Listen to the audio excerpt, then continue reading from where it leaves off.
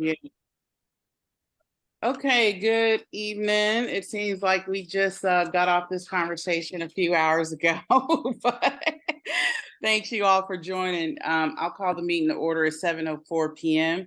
And this is the ANC Survey Committee, and we are going to pick up pretty much where we left off. So just to kind of let everyone know, I just walked into the house from jury duty. So Commissioner Gosselin and Sherman are going to really take the lead on their drafts, but I'm going to try to make sure that we get through some decisions tonight as early as possible so that we can get to the testing part of the survey and see really what people think about it. With that being said, I'll turn it over to Commissioners Gosselin and Sherman. Whoever wants to go first, please go on. Let me just set this up for people who are not the three of us. Both Bruce and I have tried to produce documents just to guide us tonight that collate a lot of the comments and suggestions we've heard both at last night's meeting and from emails from you. And so I think the two of us will use those as kind of roadmaps for the discussion tonight. And Bruce suggested before we turned on the camera and before all of you were in that we just start with the demographics at the end of the survey. And we were just beginning to talk about that. So Bruce, did you want to pick up where we were on that conversation so we can just get the demographics out of the way?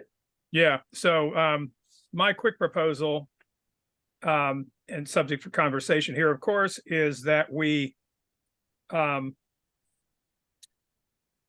4 demographic variables instead of 9, and that those would be where do you live?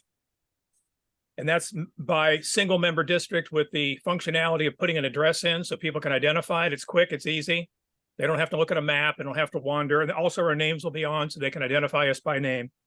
Do you own or rent? Your age, and the category breakouts, response categories, are those that were in the DemPed survey. So we have a little bit of comparability to that survey. That's the reason I chose those, not arbitrarily. Yep. And then do you have children aged 18 or under and living with you? So we get families in here to understand how they use different things and how they see the library, particularly like kids go to the library a lot and all that. So those were the 4. The others I dropped out of deference to concerns people expressed about how data would be used, crosstabs would be run, and people, you heard this last night, people expressed concerns about that. Also, this means fewer questions to answer, and people can do the survey quicker. And let me just point out to people who are not among the three of us, the advantage of the structure of 1 is that while you have to put your address in to figure out, those of you who don't know, but to figure out who your commissioner is, that does not come to us. So we are not asking, we will not have a record of your address. So there's some distance between what we get from you and you. So there's some anonymity there. And Susan, Susan Geely, one of our consultants, is on, thankfully. Susan, I know you're hearing some of this in real time because I just got this stuff out. So please jump in and respond. Yeah, this is, thank you. The issue about the demographics, and I was on a 4-hour call last night, so I heard a lot of that. And I totally understand how people are afraid the demographics can be used. One of the important reasons for the demographics is actually to compare the responses to the demographics of the neighborhood. So you do want to get a sense of, okay, did only people certain ages, did only men, did only women, how, if you're going to compare that, right? So you do, because that's why demographics are important. Especially this is not going to be, it's going to be a random sample, but it's not going to be a pure random probability sample. You're just going to send it out to everybody, but who responds might be biased in itself. So you want to have a sense. So just think, I don't have a strong opinion about which ones there are, but think about that question. That's the most important reason. Yeah. So Susan, it seems to me that given the proposal Bruce has made, that we have a way of comparing the responses to the community by having 4 questions. we could compare it in more detail if we had 9, but we have a problem with length and we have a problem with, If you're happy with 4, like that, my only point was just like, it's not just because people think it's going to be used against them or anything. There is actually a legitimate methodological reason for including them, right? So are we decided on the 4 that Bruce mentioned? I am fine with that. Yeah, just for the community to know that we did drop gender. We dropped, and in the Census Bureau survey work, the ethnicity is reflected as Hispanic or Latino, separate category. So we dropped that, and we dropped race, and we also dropped House versus apartment. yeah, house versus apartment, because we have own versus rent. Yeah. So that's what we dropped. Okay, so can we can we move on to the substance? Hang on a minute. I think Cal had his hand raised up, and then I think Andrea, but she dropped it. I'm good with these as long as and thank you, Susan, for that explanation. I think that really gets lost on people. And we heard a lot of different, fears about how these demographics are going to be used. Demographics are used all the time. So I think, and I'm going to implore the ANC, and here's my caveat, because, I'm still real concerned about not having the ethnicity and race demographics in there. I will go with this as long as we understand the potential bias that Susan raised. And I think we have to keep that. I mean, we are on age, we are, capturing that information. We have to keep that in mind with age as well. So we just, we have to do as a commission a really good job in understanding, because we're not capturing some demographic information, the bias that might be present there. Yeah. Yeah, I hear you on that. And I know from, again, the demographic data that I have from the Census Bureau for my single member district, that we are 12% African-American here in my district. And I would want to know the percentage of African-Americans who responded to the survey, just because I'd want to know. Right. And I hear that. And I know checking race as a category and gender doesn't take very long. I know it's kind of a, whatever. Anyway. So are we agreed or not? Well, you want to look into the. I just said I agree, Peter, with that caveat that we understand that. Yeah, okay. And I mean, that's something, I'm going to say it is sort of disappointing, because it's historical in this area. Right. That we don't have that, data from that small percent, and 12% is a lot, because I think Chevy Chase, and I'm including all the neighborhoods, is only about, Ward 3, I would say, is about 6 to 7%. So over here, we're 24% non-white. Wow, that's tremendous. Okay. Cal, Andrea, then Elizabeth, and I'm going to limit you all to 1 minute. So I think that Chevy Chase is about 9% black. So I just want to check. There was a community member last night who wanted to drop the 65 to 74 or whatever it is, 66 to 75 age category, and I am in favor of not doing that because of the skew of our neighborhood towards older folks and seniors. It's a heavy concentration of that. So that's the main thing there, and just want to make sure we're not losing that. Just because there's a standard set of categories that SurveyMonkey uses doesn't mean we should use it. And the last point is I absolutely have the same expression that you just did, Lisa, about the race category. I'm done. All right. Thank you. Andrea? I looked at the surveys done previously by the ANC in 2018 and whenever the other one was, 2019, I think. And I actually don't remember all the demographics. I know I saw that they were interested in getting a representative, a cross section of the community responding. And I certainly, that gave me a new feeling for why the demographics were more extensive. I just wonder, it just seemed to me that there's a certain stereotyping that would be so easy to perpetuate with all of the demographics that you had. And I have a lot of sympathy for wanting to keep race in. But then if we had race and we had age, and anyway, I'm just thinking out loud, and I'm just wondering if there's some way to reduce the nexus where you can see whether you're getting a cross section of the community, but you're not leaving it open for people to do stereotyping. Okay, thank you. That's probably impossible.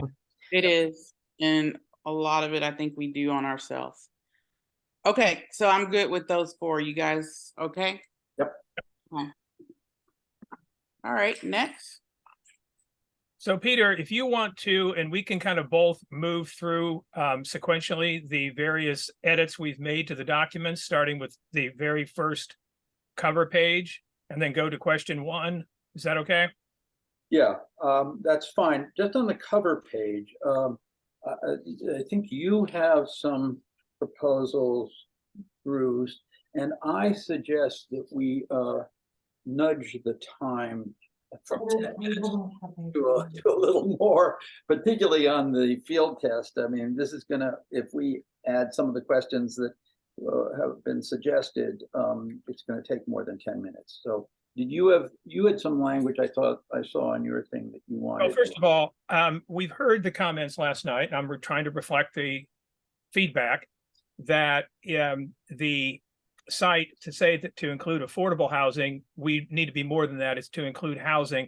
I simply shortened the title of this to the district proposed redevelopment of the site. Then in the first paragraph, I explain a bit more that it's the city's proposing to redevelop the Chevy Chase Community Center Library site to include housing and possibly limited retail and offices for nonprofit community organizations. And then the rest of it is the same as before. In other words, I just tweaked that just a little bit to reflect some of the variables we heard last night. No big deal, nothing major on the first page. Well, I don't know. I mean, is that accurate? I mean, is that what the city is proposing? I mean, Well, I've never heard of offices for nonprofit community organizations. yeah, okay, so that was something that we included, obviously, on the survey. You're right, Lisa. The city is not proposing that, but we had it. So you're right. We need to tweak that. You're right. What if we just cut that phrase and possibly limited to include housing and possibly other uses? Although Lisa's concern is that it's not, the city is not proposing that. So we could say, so your point's well taken, Lisa. I'll go back and edit this. Okay. Okay. All right. And do we want to change the down lower under what you need to know? Do we want to nudge up the number, the minutes?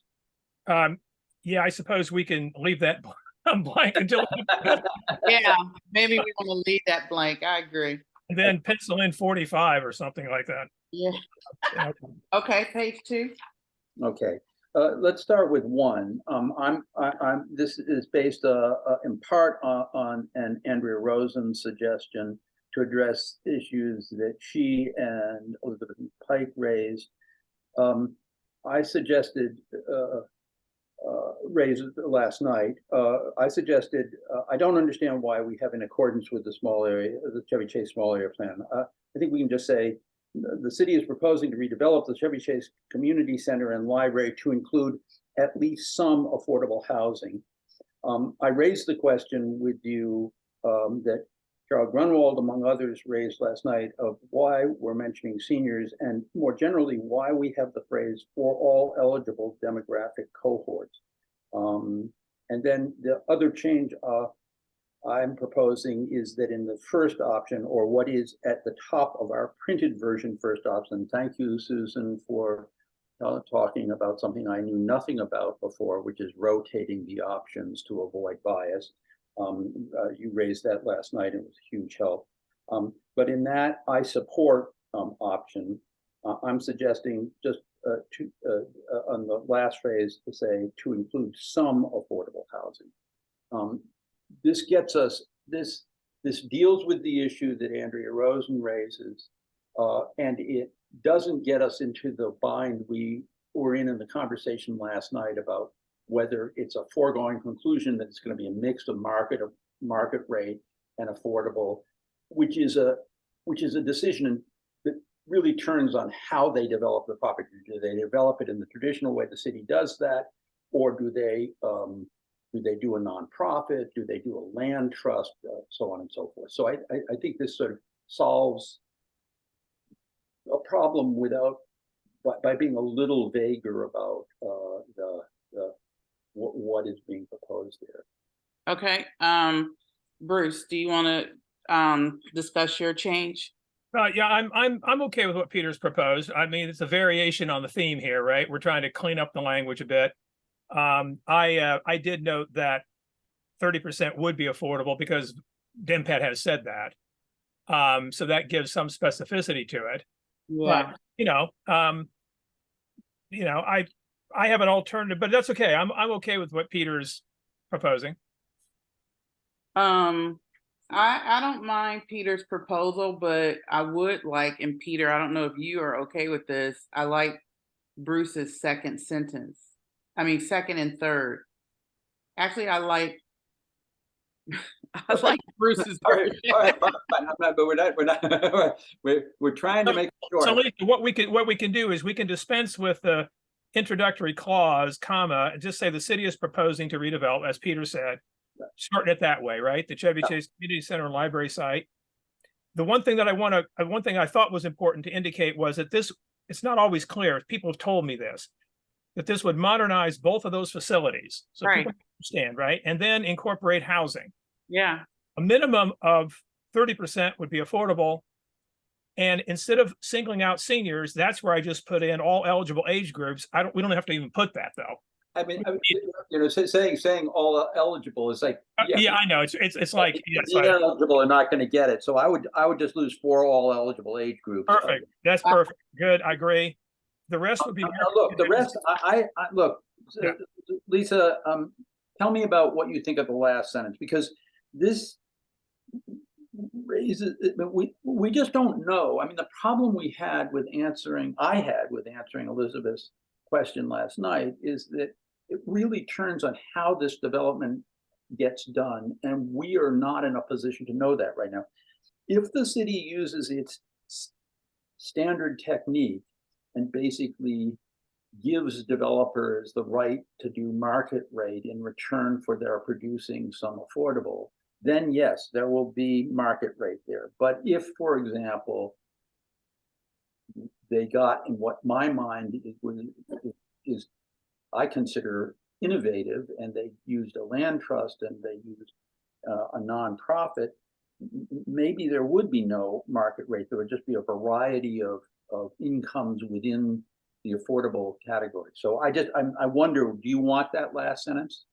Can we edit it to say the rest of the mix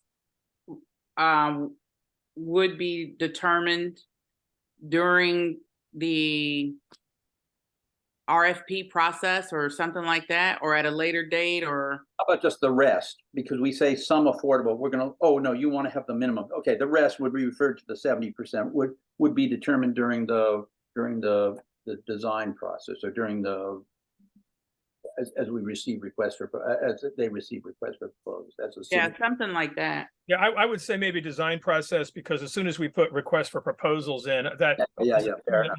Bank explanation, right? Yeah.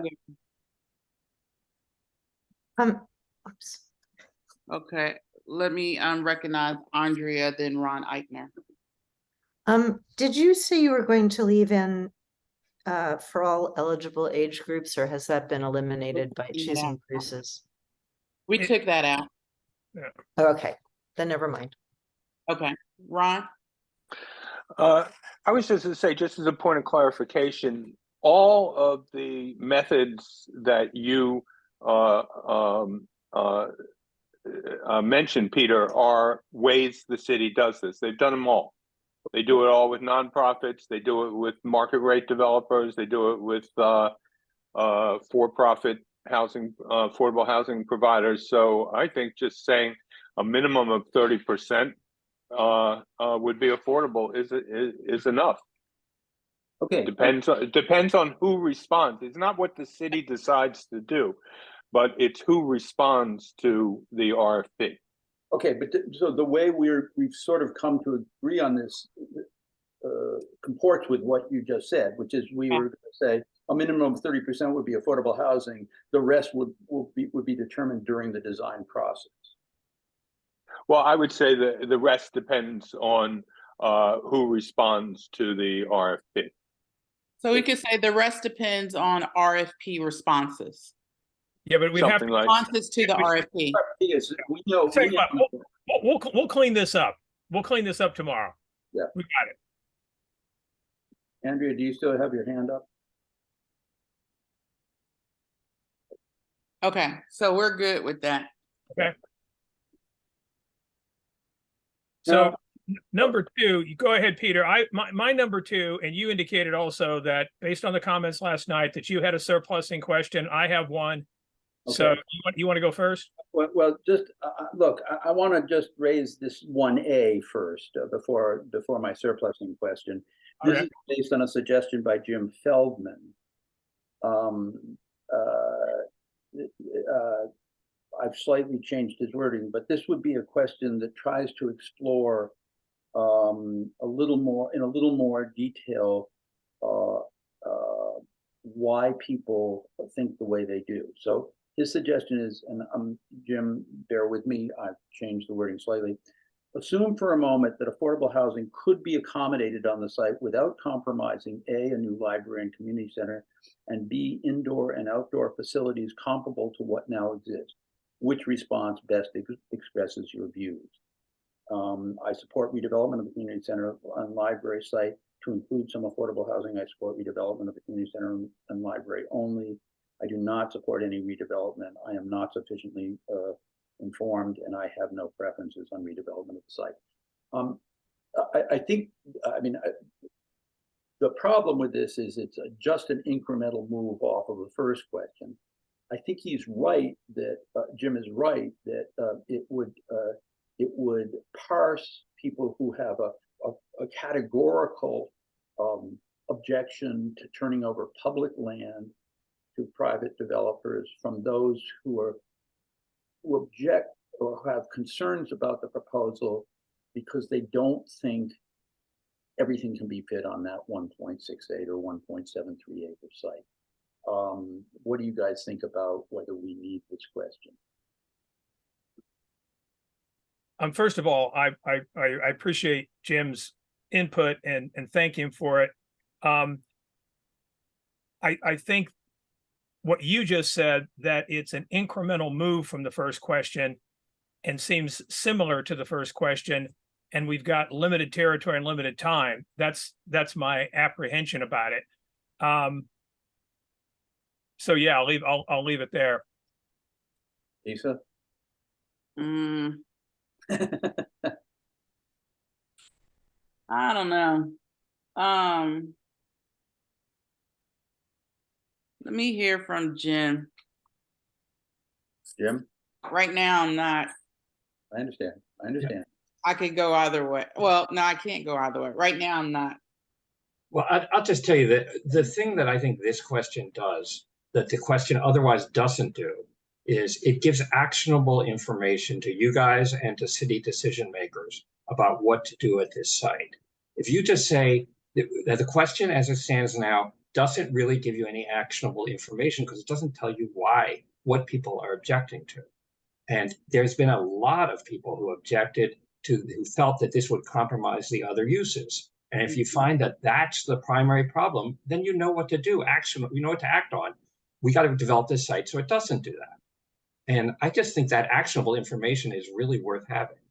And the alternative, Jim, if people say, no, I object to it anyways, what you know is this is an objection to the notion of turning public land over to private developers, which would drive us towards trying to find some way where there we retain public stewardship of the land. So I do see this.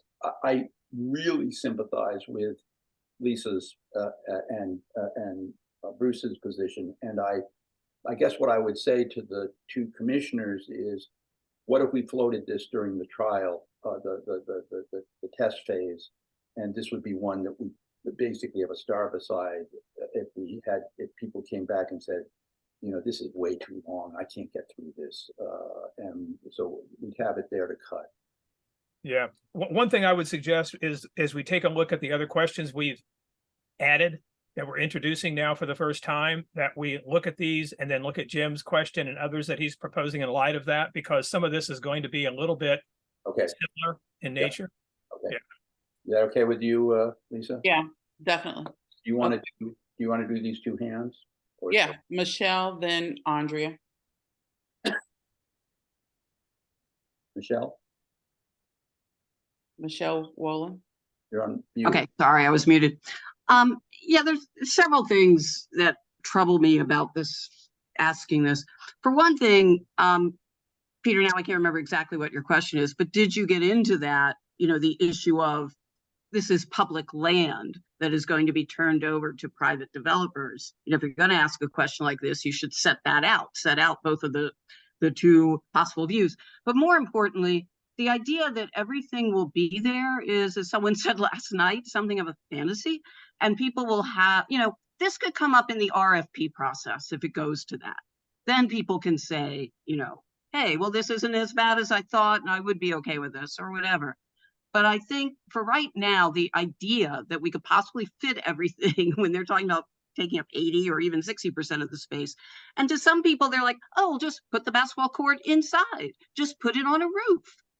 To me, that's not comparable and not okay. And there's also simply the fact of an 80-foot building on this property, even if you did maintain all the outside, even if you only took up 40% lot. Anyway, I just think it's not realistic. And I don't really see the need for it. That can come up much later in the process. And anyway, so I think it's very troublesome to get into a question like that. Okay, let me go to Andrea.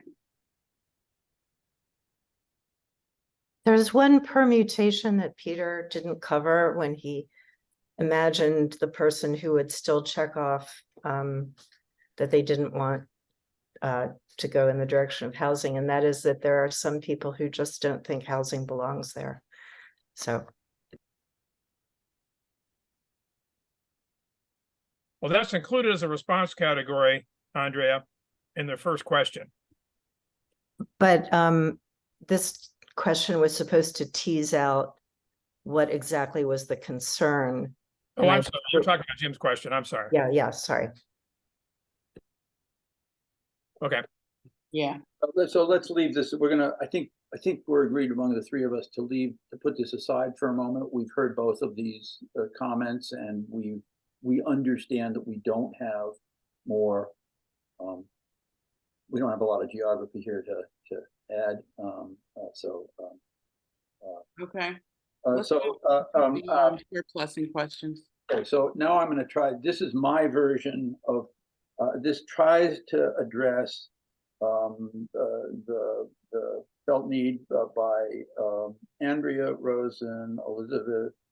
I don't know, Naj. I'm not sure how to pronounce the name. Cheryl Barnes, Jonathan Guy, among others, for a surplusing question. I just say that I think all along our concern about surplusing is that it's an arcane process, that it involves details of DC law that is going to lose somebody who's not steeped in this debate today. So I suggest something the following. One technique, would be the question. One technique the city uses to help finance new affordable housing is to sell or lease part or all of a site it owns for a minimal amount, thus eliminating land costs from development. Which response best expresses your view about the use of this technique at the community center library site? One, I support selling or leasing part of the site to help finance affordable housing at the site. Two, I support selling or leasing part of the site only after all financing alternatives that keep the site in public hands have been shown to be unworkable. 3, I do not support selling or leasing the site under any circumstances. 4, I am not sufficiently informed to have a view. And 5, I'd have no preference. Now, Bruce, do you want to offer your version, or do we want to discuss? Maybe let's parse yours, since people might forget what you just said. But Okay. What's either one of you? What are your views? So I'm just, I just think this is not going to sufficiently get us at surplus and indisposition. I think that it is confusing for folks. Looking at this question, some people might get it. I think some people won't. I think it's not timely for where the surplus and indisposition conversation is. We've had public hearings, but we're also going to have council hearings. I would much rather have more robust input around that time of the process. I mean, one question on surplus and indisposition, to me, just makes no sense. It just doesn't make sense to me. Not on that particular topic. And I know people want it in here. And I do think it equates to not wanting the property or not wanting affordable housing. We've repeatedly given people opportunities to say that they don't want affordable housing. If we asked about, retaining the public land in terms of city ownership, maybe, but I just think that is a whole separate ball of wax. And we're commingling it with something, and we're not really doing it justice at all, to me. Bruce? You got a view, Bruce? what I'm thinking, Peter, is the response categories are necessarily, because they're responding to the statement, complex, and I get that. I wonder if people can parse all that and understand it, because it is a complex matter. But I'm open on this, and I feel that we should try to find a way of addressing this issue, since the feedback has been so vociferous on this.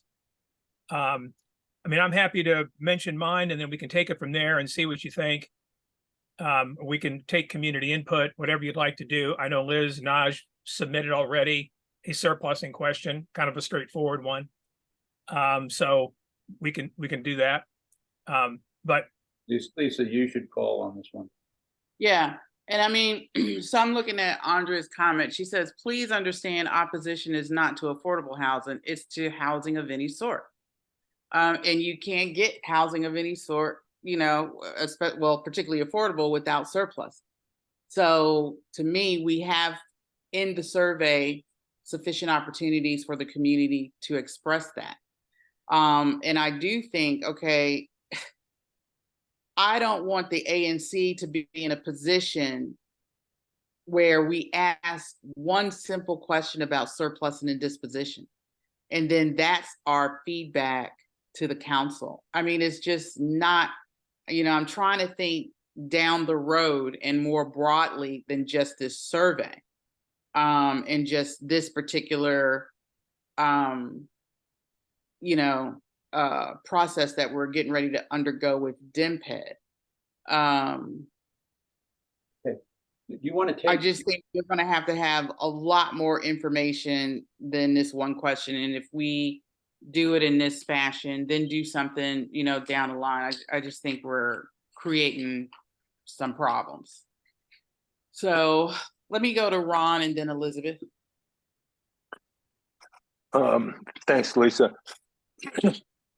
I don't know about a surplusing question, as I've emailed you guys. I don't really think it's necessary. But that said, Peter, I really like your language, as the way you talk about it, and as an explainer for what's out there, because I think a lot of people don't understand. They think that there's some giveaway of land to a private developer for nothing in return. So I would add, I don't know what the question you're looking to answer in your language is exactly, but I would add to it that in your example, developers giving back like $15 or $20 million worth of affordable housing in exchange for the land. They're not just getting it for $1 and running and doing what they want.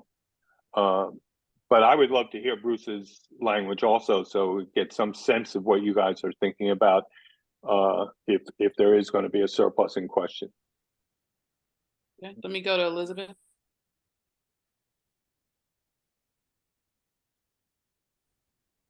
You're on mute, Elizabeth. You there?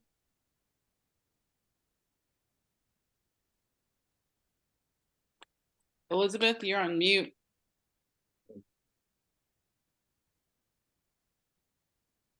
Okay. Bruce, you want to, while maybe Elizabeth is working something out, you want to read your language?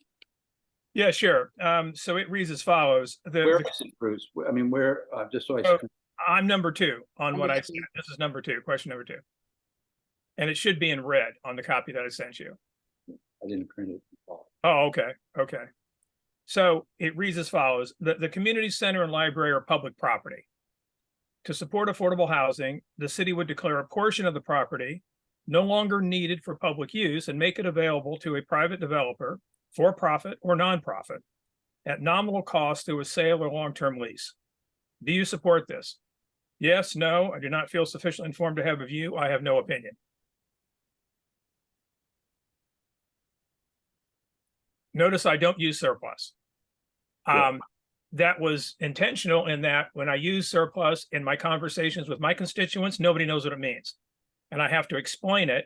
So I just used what the city, I went to the DemPed site and how they look at surplus. Again, it's property no longer needed for public use. It's their definition. So what does that mean?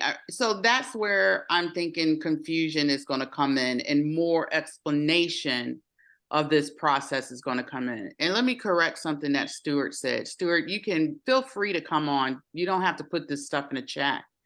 But your comment, so Chair Gore, you are unwilling to tell DemPed that the community does not support surplus in the site. If that's what the survey reveals, we don't understand your concern. It's the ANC's job to represent the community, not shine away from telling the city what the community thinks. I don't think you understood what I said. So let me make sure I'm clear. What I am saying is that I do not think one question is sufficient to tell the story of surplus and disposition. Okay? So hopefully that's clear. What I would like is a clearer and a more thorough conversation and survey around this issue. And that's why I said that I like the timing. My preference would be to time this closer to the council hearings, because that's who you're going to have to influence. Not necessarily the ANC, the council. Okay? So I just want to make that clear. Let's stop the shenanigans in the chat and have real conversations. Feel free to come off and talk to me in person. But with that being said, that's one of my concerns, Bruce, is that you're going to get someone that says, okay, no longer needed for public use. What does that mean? I just don't think that, a few sentences is enough to kind of fully explain what really surplus and disposition is. And to get, if we are trying to get out of the community their thoughts and sentiment behind surplus and disposition, not putting affordable housing on the site, but surplus and disposition process, I don't think we're getting at that. That's Right. what I'm saying. well, so let me just reply to you. I think I understand your concerns, and the trick here is trying to be to not bog people down in a lot of the technicalities I agree. And that's the difficulty, because I think, and that's why I said, and we talked about this, Peter, at the very beginning, different surveys on different topics. To me, surplusing and disposition, we're going to have, just like we said with this survey, there's some technicalities we're going to have to get into. I just don't see how to accomplish this mission with a simple 3-4 sentence statement on what we're really trying to get at is surplus and disposition. Well, if what Jim's question was trying to get at before was whether people object to, people have concerns that center around whether all the uses can be accommodated on that site, or they simply object to housing and they object to the public losing control of this land, we should know that from the get-go, because there are as we have heard, as we had discussions early in this process, there are very different development routes if people want to keep this land in the public domain. And as you heard last night, there are a lot of people who want a question that addresses that. And I understand that there are huge complexities here. I mean, I think part of the problem with Bruce's version is confusion is going to reign over saying that it's a portion of the property is no longer needed for public use. Yes, that is part of the city's process, but the net result is that they take part or all of the site and they give it away or lease it for a nominal amount. And the question, what I'm trying to get at in some version of this question is, are you categorically against this going out of the public's hands, or a portion of it going out of the public's hand? Or are you willing to do that if there's no other way to do housing on the site? And I mean, I'm not going to follow my sword on this one, but I do think you heard last night that this is a central question, people. Yeah, we really heard that both people, I mean, everything we ask on this survey, Peter, is 50% split. Some people want it, some people. You saw Commissioner Ferguson's email on this, and you know what Commissioner Nash would say on this.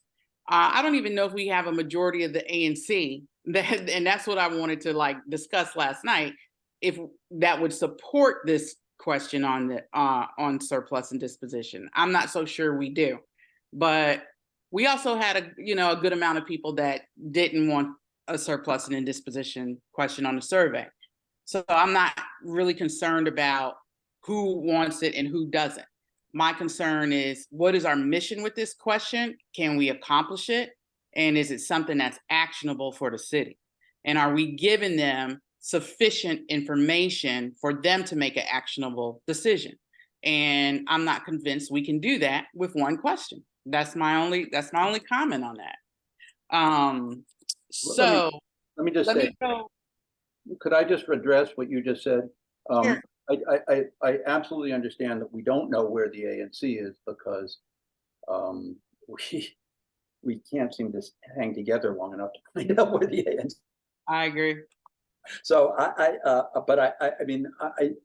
do think that this is a very central issue, the issue of whether this should go out of public hands or not.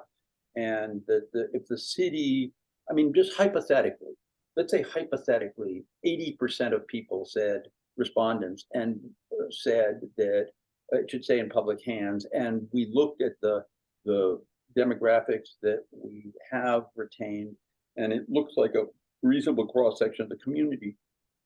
That's useful to us, and it's also actionable and useful to the city in terms of how they think about how to view this development, and at this early stage too. So I do understand that we may not have the votes in the ANC, but I mean, I think our job right now is to try to come up with something that we can push forward to a field test, and so it's really on the three of us. Ash were here, but he's not.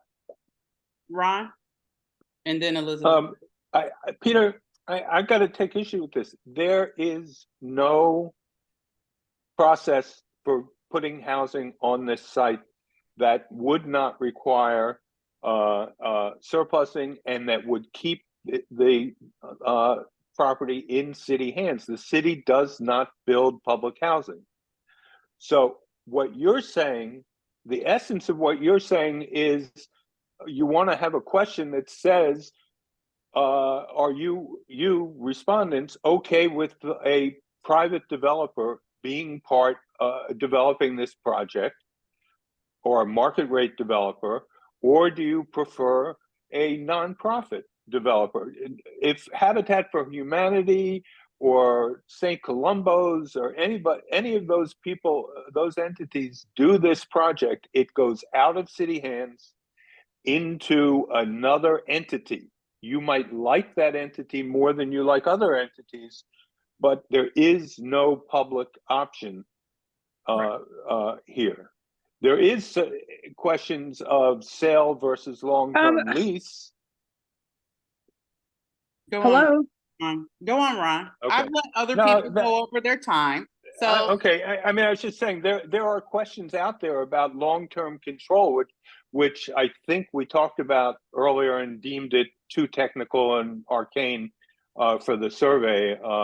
But you could have a question of would you prefer that the city maintain ownership of the land underneath the development in a long-term lease versus a sale? But again, what you're talking about is you like some kinds of developers more than you like others. And if you can define that and ask people to their opinion, great, put it in. let me go to Elizabeth. Okay, thank you very much. Sorry, I always seem to have trouble with my microphone. Excuse me. Can you please not do that to me because you let Ron go over? I'm going to let you go over too, Elizabeth. Then Go on. just put But it helps down. me keep Then it just helps me put it keep track down. of It is time. so infantilizing to see that up there. Just stop it. Elizabeth, Okay. go on. It is abundantly clear to me, Lisa, that you want affordable housing on this site. Yes, I do. And you are completely within your right to want that. But not putting the question on surplusing in on the theory that this community is not savvy enough to understand what surplusing means is demeaning to your constituents. At a minimum, it's demeaning to your constituents. It is the centerpiece of how this property is going to be treated. And the community deserves to have a question on surplusing in this survey. It just does, because this whole project, as you all point out, depends on having this property surplused. And the community is entitled to say whether it wants this property surplused. That doesn't mean the community is not in favor of affordable housing. It just might mean that they're not in favor of affordable housing on this property.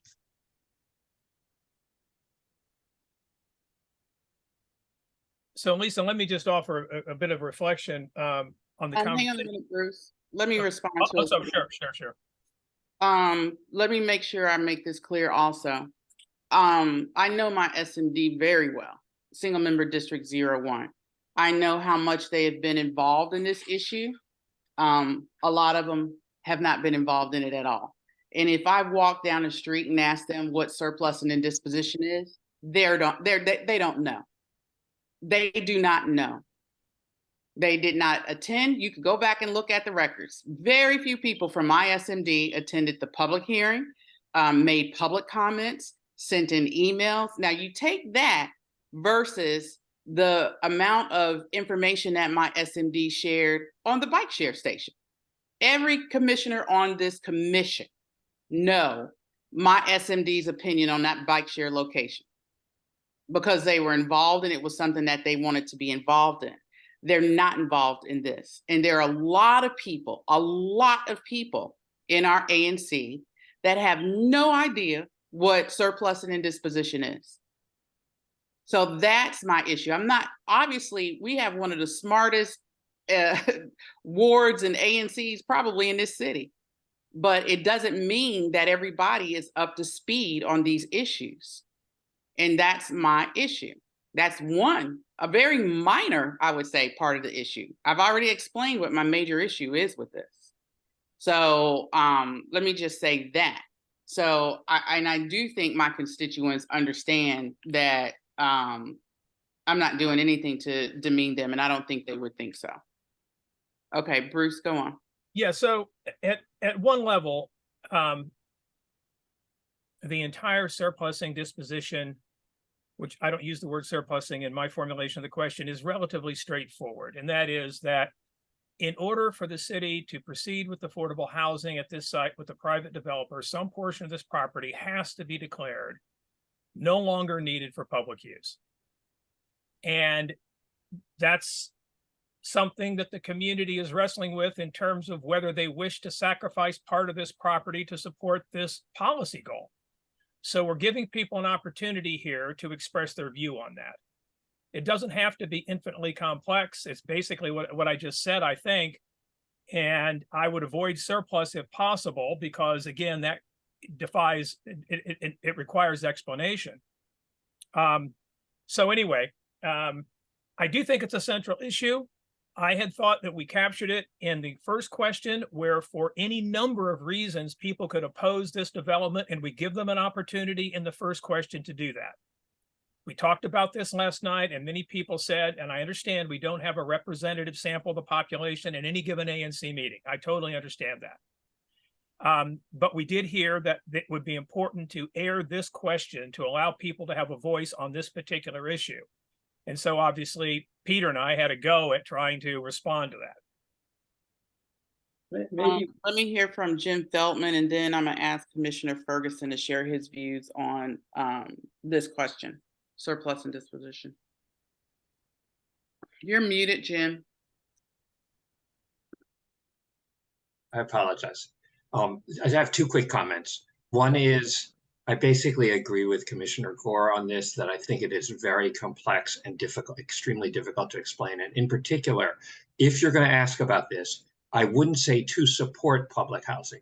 I would say in return for providing public housing, because you want to make that tie very, very direct, because that's what the point of this is. So I would just, the tie, it just has to be, if you're going to try to do it, that's the way you have to do it. But I think that actually you can't explain the process adequately, and there's air rights or other things. So I agree with Commissioner Gore.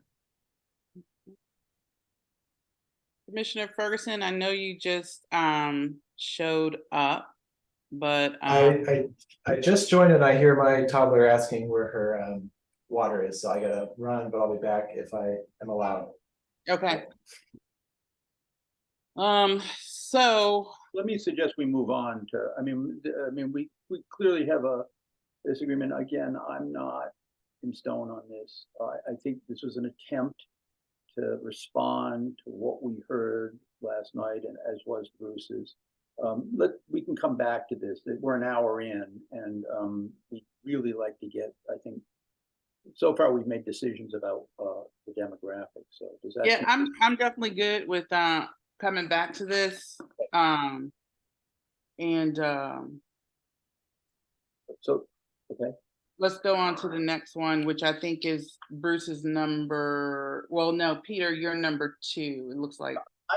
I want to point out that last night we heard a number of people from a number of groups say they saw question 2 and question 11 as covering a lot of the same ground. Yeah. So I know why you like 2, and I know why Michelle Wolin likes 2. But I thought that during our survey meeting sometime in August, there were so many, Andrea Rosen had a good suggestion, which was to take the items in 2, include them in the list in 11, and star the ones that are on the site now, so that people would, in some italic précis or some introductory language before you get to the question, they would understand as they look down this list that this is stuff you've got now, and how do you value that, and how do you value needs. And that way we shorten by a whole question the list, even though we may. So I thought that was a good suggestion of Andrea Rosen's, and I think that given what was said last night, it would be wise to lose 2 and combine it with 11. Let me ask you, Bruce, did you take 2 off for that reason? I lost 2 altogether. Okay. Are you okay with combining it and doing the stars for 11? Can we ask Susan methodologically if putting stars, if that works in terms of how people can understand what that is? Susan, do you mind coming in? Sorry, so putting an asterisk, and what would the asterisk refer to? Is that what you're? Present on the site. The idea here, Susan, is that there are, and several people have spoken passionately about this, there are a whole variety of things now on the site that people want to retain. And the way this survey to date has coped with this is it had one question about what do you think about current stuff, and what do you think about new possibilities? And what some people have suggested, and what I think Andrea Rosen came up with a useful way of handling, is to, instead of trying to convince people to talk about the existing site and then talk about a possible future site, combine all the options in a possible future site, including preserving the current, what's currently there. And the idea is that what's currently there would be asterisk, and we would have some explainer for the asterisk so that people could say, aha, the trees are. My worry is that we've come up against this issue a lot. The more you make people stop and think, the more, you're just going to lose them. And I think if your second question is on surplusing, people are just going to shut the survey and just say, I have no time for this, so, but anyway, but on your question, I'm not, if they have to, it's already a long list, if they have to stop and think, but maybe it's just, you put the existing features first. You say the first 10 are existing features. Something like that. But I mean, ultimately, we have to pilot it. It's not my opinion versus someone else's opinion. We have to see what works, Yes, we have very savvy people in this neighborhood, but we also have very busy people in this neighborhood. So, we don't know. We have to pilot it. The other thing that I would add to this, and thank you, Susan, is that question number 3 in what I've sent, and it's been in previous drafts, is the one where we ask people to take 12 points and assign them to different critical primary elements of the site. And here too, you have in an open green space, not all of the elements that are in that other question number 2, but we're also dealing with some redundancy here as well, where we're asking people again about green space and assigning a priority to it. So I just note that. So, I mean, I think we're agreed that, well, I don't know if Lisa's agreed. I mean, I think both you and I, Bruce, think that losing 2 in one way or another is a wise thing to do. And also wise to move up the 12-point question, now your question 3. Okay. And my. Yeah. Do we have everything in 2 represented in 11? We can add them. That was the idea, I think, Lisa, to go ahead and incorporate those if they're not there, and then asterisk them or put them first, as Susan indicated, and just say these are currently at the site. Hold on, let me just see. Okay. While y'all checking that, let me go to Michelle, because I know this was one she liked as well too. Yeah. Okay. First, I think the asterisk is not a good idea. I think that will be too hard for people to follow, and they just won't know. If you're going to do this, I much prefer Susan's suggestion that you indicate these are currently there and put that first. The asterisk, it's just, people aren't going to follow it. But secondly, as I mentioned in my email to you, as you know, and let me just say, I do think there's a real issue with a lot of people do not know what is at this site. So I wanted to be clear what is there. The other thing is, as I've said before, I much prefer the way you grade these in number 2, which is allow people to go 1 to 5, not important, slightly important, very important, as opposed to this choose 5 of your favorites, which you do in number 11. anyway, so I've already made that clear in my email. So if you do this, by all means, at the very least, you have to make it more than 5, but I would much prefer that you go to a system like you have for number 2, which is 1 to 5, important, not important. So just on that, Michelle, and I appreciate that. Again, we've discussed this, but I appreciate your passion around this. That requires a respondent to go on every single one of these and evaluate them 1 to 5. When you have the totality of responses based on your top 5 or 5 picks, you aggregate those and then you sort those in the analysis and you see where the emphasis lies across the community. That's just a sense of how this would work. The other thing is that, again, on questions that we have concerning indoor and outdoor amenities and uses of the library, we have tried to use the DEMPED formulation so that we have comparability, and DEMPED said, pick up to 5.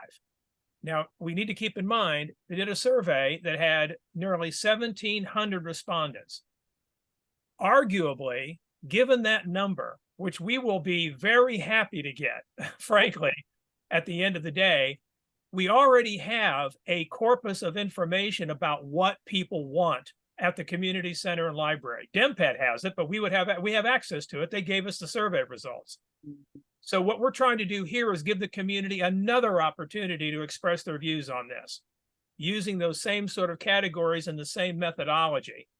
I didn't hear from DEMPED, and maybe it's because I haven't asked this question specifically, if they encountered methodological issues with this, if they thought it was limiting in some way. But in any event, that's just additional information, sort of FYI. Okay. I don't recall what options DEMPED had for this question. So I can't really compare them. But I will say, you know, like for number 11, as I mentioned in my email, you have basketball court, tennis court, pickleball court, volleyball court. You know, and the basketball court and the pickleball court are together right now in one thing, and there isn't really a tennis court. You know, it's just like 4 extremely similar things. I know those So are that was 4. those are DEMPED's response categories. We didn't invent those, right? Those are there. Okay, but yeah, no, and in other words, problematic. No, I understand, but just imagine if we were looking at DEMPED's draft survey and evaluating it. They've already run a survey with 1,700 respondents. Okay, We could have problems with it, but it's in the can. Yeah. Okay. But also, I'm just saying you can knock out some of these things like conversation station. What the heck is that? Free Wi-Fi? Come on. Anyway, but again, or maybe you could say instead of check up to 5, check up to 8. I don't know. It just depends how many options you end up with. I mean, I don't want people not able to say that certain things are important to them because they run out of space. And they'd say basketball, tennis, and pickleball. That's the great. This does require people to make some choices, though. That's the point of it. Yeah, but could you maybe let them have everything and say everything's important to me? The idea is to give people a sense of, well, maybe let them. Okay, but again, if you let them go 1 to 5, fairly to not, whatever, or at least give them more choices than 5 if you have this much stuff. Okay, Susan, come back with us. We've talked about this quite a number of times. Did you want to weigh in on the methodology here of these DEMPED questions? I'm muting. Yeah, I do think, you know, the length of the survey is an issue, and then the danger of giving everyone, you know, a scale of 1 to 5 for every single amenity, you know, is that it's fatiguing, it's mind numbing. People tend to straight line, you know, they'll just be like, okay, I don't know, so I'm going to give everything a 3 or, you know, or whatever. So I think it's also trying to get a sense of what is most important. And, you know, we can certainly, you know, if you want pure, you know, comparability with the DEMPED survey, then you can keep all the different amenities, or you can look at what the responses were, because I believe you have the report, and see what are the things that got like very little, you know, very little interest, and maybe remove those things. Mm-hmm. You know, free Wi-Fi, you know, I kind of agree. Like, that's kind of an assumption. Is that really, I mean, it's outside. I mean, come on. No, but it's also like, you You know, that people just assume that there is free Wi-Fi. I don't know whether you need that. So, you know, you can cull that list a little bit. But I do think, especially given the overall length of the survey now, you know, you do not want to start with a Likert scale for every single amenity. Okay, Commissioner Gosselin, then Ron. Just to be clear, Susan, what we're talking about here, while we're talking about expanding the list in some way of question 11, we're talking about eliminating question 2 or some combining them so that we do not have. So I mean, why don't I think we're agreed, unless Lisa has big objections, that 2 should go and there should be some way to combine them. So what if we were to re-engage with that issue when we get to 11? Because I do think some of the points that Michelle made are good ones. And there are ways to combine some of the things on the question 11 list that would still allow us to be comparable to the DEMPED survey. I mean, I don't understand why all the courts can't be one line, one option. In any case, don't we have a broad agreement about 2? Yeah, I think so. I think we can move on, but I do think we can come back at 11 because I disagree with you on that, Peter. I mean, I think if we want to stay comparable to DEMPED, I like the way it's organized because some people are going to prefer a pickleball court over a tennis court. They're very different. I prefer tennis. So I think it's a hot issue. I know it's a hot issue, but I'm a tennis player. So I think I do see the value of having it structured the way Bruce has it structured. But I agree. I'm okay with crossing that one out too, and just making sure that those current features are under number 11, and then we can come back to 11. Okay. Okay. So we're now moving to question the 12-point questions. Could I just take 10 seconds to make my suggestion? Yeah. I was just going to say, you know, I've been a big fan of the more the merrier on this menu of activities and features, but maybe one way of making it more manageable for the respondents is to group things into recreational activities such as tennis, basketball, pickleball, etc.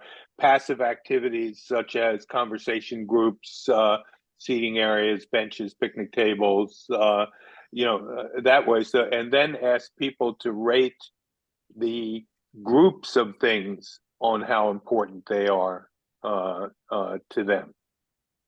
So just a thought. It's a reorganization of the question thought, but it's just a thought for maybe making it more manageable for the respondents.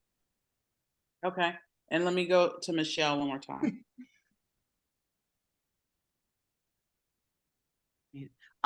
Just one other thing. You know, it's sort of, again, limiting it to 5. You'll run into the situation, as I think about this for myself, where, again, there are things that I personally would not use, like the playground tot lot. But I see how important that is, how used it is in the community when I walk by there. So I think it needs to be there, you know? So, you know, you run into that, like, well, gee, I'll use pickleball, but there should be a tot lot. There should be a basketball court, you know? And it's sort of like making it work from a place of scarcity. Like, we're not going to have everything, you know? So you got I don't know. That's all. Okay. I think there should at least be like 7 options, you know, unless maybe if you group it as Ron suggested some way. Okay. All right, we can come back to that on when we get to 11. So you going to which one, Peter? Well, it's You're number 3. It's 3 in both of our documents. You are tired. So my only suggestion here, trying to respond to Elizabeth Vaden and Andrea Rose and I guess Greg Schmidt, among others, it was among the options that you could distribute the 12 points to. We now have on-site underground parking, and I as one of the options, and I was suggesting that we put on-site parking and then offer as sub options surface and another one that says underground.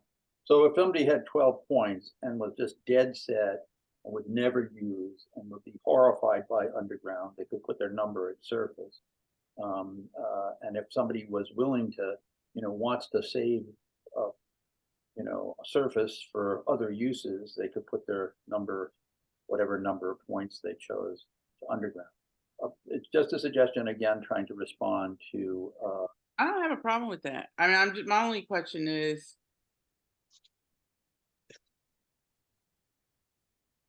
so maybe this is a question for Bruce and Susan. If they check on-site parking.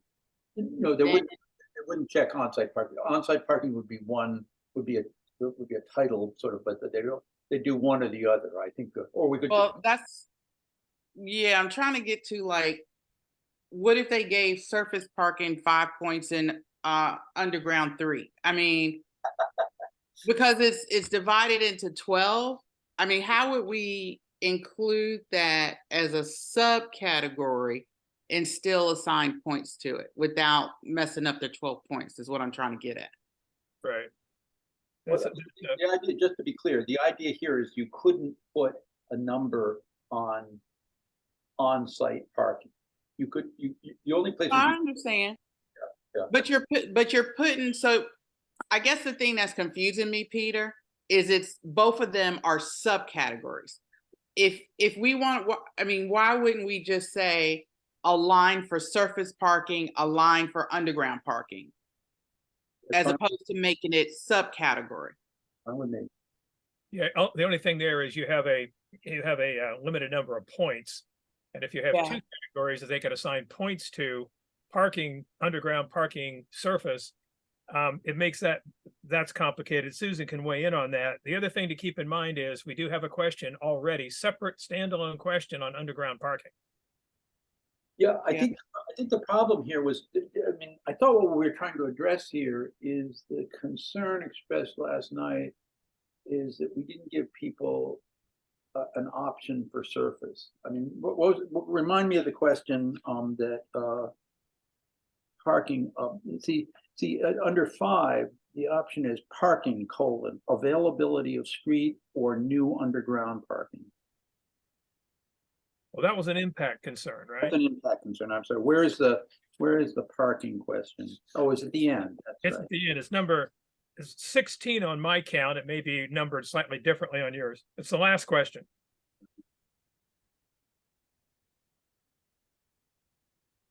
And this was around the fact that people might have apprehensions about parking underground.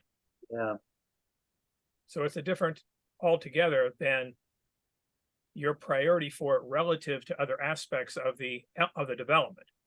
Okay, I'm not. I don't feel strongly about this. I mean, I think one of our big. I don't feel strongly about this. I don't see how we. Yeah. Okay.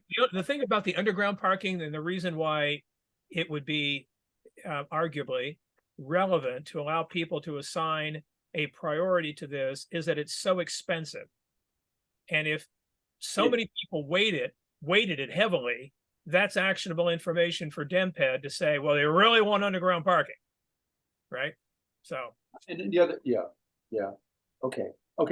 Look, I'm fine with leaving it as it is, on-site underground parking.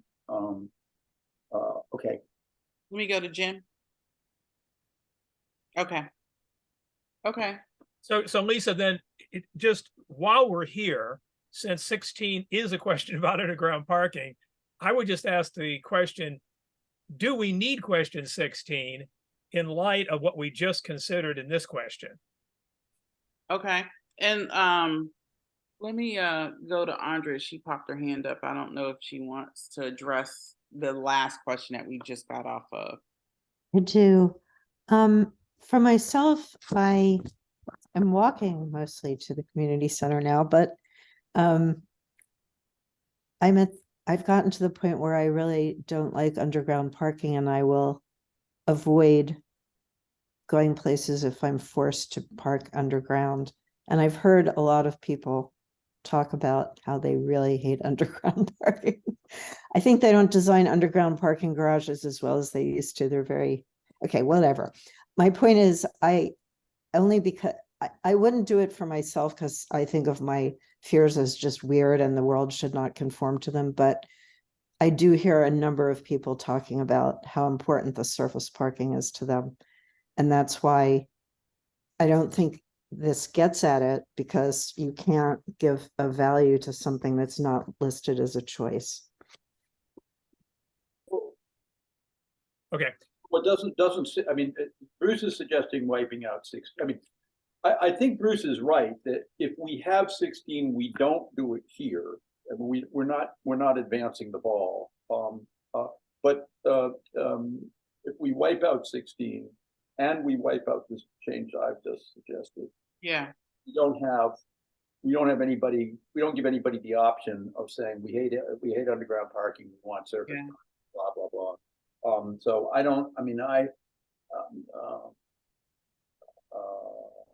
except that it appears in the impacts, and there it's reflected in terms of the concern that you wouldn't have it, right? You wouldn't have the parking, and people could opine there.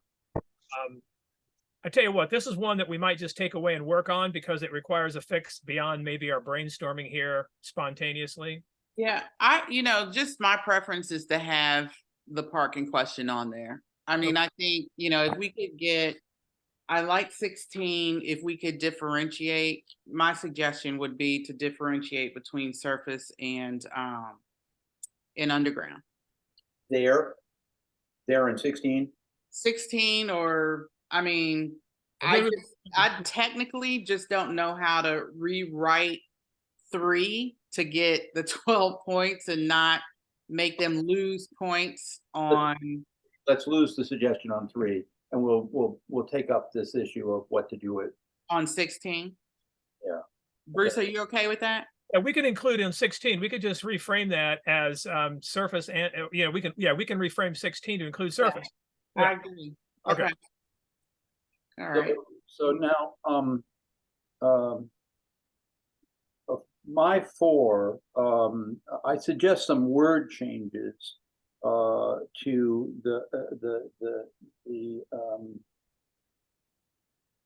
so look, this is this question of dealing with nearby sites, and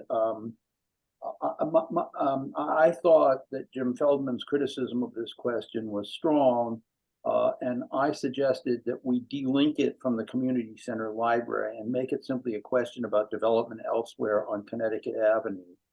I also try to address Mary Rouse's concern expressed last night that the 20% figure doesn't square with the 30% figure in a previous question, and it causes confusion by simply taking out the 20% and using some. So the way I'm suggesting this, but I try this as to try to address what we heard last night and in the emails. The city envisions redevelopment of nearby private sites, such as this also, by the way, let me back up. This also addresses Ron Eichner's concern that we misrepresent what the small area plan says. So my suggestion is the city envisions redevelopment of nearby private sites such as Safeway and Wells Fargo that would include additional housing. Proposed city zoning would require that at least some of the housing be affordable.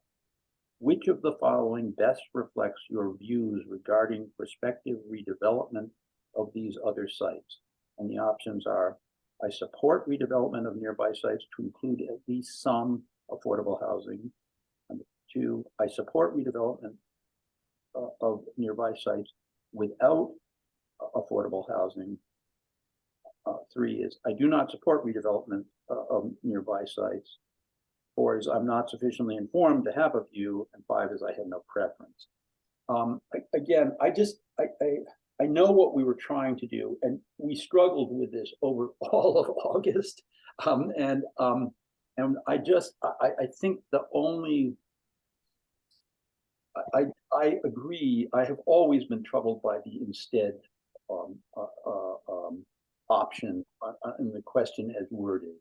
It seems like a wild sort of escape into something that I think Ron Eichner, among others, has said is just not, has not been on the table. So why are we offering it? And this just simply generally raises the issue of other sites and development and housing and affordable housing without linking it to the site. The alternative to something like this would be to lose the question altogether. An alternative. So, Ron? I think losing the question altogether at this point is a good idea. You know, the question was initially intended to talk about actively looking for other sites to either add to the civic core or as alternative sites for a significant amount of housing. If it's not really asking that question, then I'm not sure what good it is. But if you do have it, the language you used, Peter, at the beginning, you said the city is anticipating development. It makes it sound like the city is thinking about other city-sponsored projects elsewhere, and that's not really what's going on. What's going on is the city has changed the zoning nearby and anticipates that private development may be done, and I would leave the 20% in, and you know, private development might occur there, which under zoning regulations would have roughly 20% affordable. And you know, so if we want to say that and ask people if they think that's a good idea or not, we can. But you know, that's very different than implying the city's going to go out and do RFPs for Wells Fargo. Let me go to Andrea.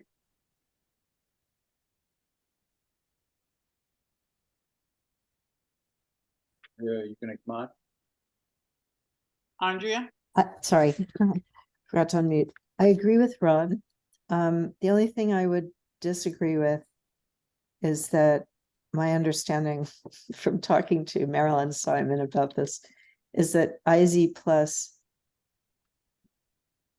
the maximum requirement would be 20% affordable housing. It's not at least 20% affordable housing. And it's No, usually I don't think I said that. I think up to is what I okay. said. Okay, sorry, I must have misheard. And I love the idea that we agree. Can we all just take a moment? No, that's why I was on mute, because I said I agree. I think that we ought to hear from Bruce, but I mean, I think that Yeah, for sure. that you know, absent some strong view from him, maybe we want to just lose the whole question. so going into this, I'm happy to lose the whole question. So, you know, I don't even have to read it. But keep in mind, it has been part of the community conversation. Yep. As I've said, every time this topic has come up, Fruman's been on this. Yep. I heard him say it in private meetings. I read his February letter, and he for one wants prospective bidders on this site to take into account nearby sites. And he asked DemPed to do that. And Ron, the question that you submitted earlier today, I thought addressed the issue clearer than anything we've ever proposed. Because I like they talked about that. Yeah, I mean, to me, we should take Ron's suggestion and throw that in there, because that is what's going to happen. DemPed is going to put adjacent sites in the RFP. So to me, I think we would want to maybe ask ourselves if we would rate a proposal that takes into consideration adjacent sites higher. I think that's very actionable for DemPed. So yeah, I agree, and I think that can be left. I'm sorry, but I think that can be left open. You don't have to go into every detail of how it might be done, because it becomes so complicated and so technical and financially crazy that I think that if we can just ask people if they like the idea of an expanded site, Yeah. and and let them head no, Right. they'll put it in their selection criteria. So my question kind of tries to get at that. And I appreciate the comments of last night. I cleaned up the question, simplified it. So here it is. And it reads a little bit like Peter's to start with. The response categories are different. The Chevy Chase small area plan also, and the also is antecedent reference there is that we've already made reference to what it did before, but we took it out, so I'd have to clean that up. But anyway, the Chevy Chase small area plan also envisions eventual redevelopment of nearby private sites such as Safeway and Wells Fargo Bank for additional housing. Proposed city zoning would mandate that at least 20% of such housing be affordable. I know you guys just questioned whether that's correct, but anyway, would you support including nearby sites now in the proposed redevelopment to spread achieving the city's housing goals across several sites? Yes, no, I do not feel sufficiently informed to have a view, and I have no opinion. Here's a version that I understand, and then Ron's. I mean, we'd have to work on the wording a little, but I think the variant that Ron has is that he ties it to the request for proposal for the community center library and said, would you essentially, what do you think of giving preference to proposals for the community center library that also include proposals for adjacent sites? Yes, as long as there is a significant amount of affordable housing on the combined site. Potentially, these are his options of answers. Yes, as long as there's significant amount of affordable housing on the combined site. Potentially, yes, but I would need the detailed design proposal. No, I have no opinion. I mean, we can look at those. I don't think that, Ron, you suggest, I think you suggest this as an ancillary question to the verbiage that we have now. And I just think the verbiage we have now is problematic, which is particularly the instead option.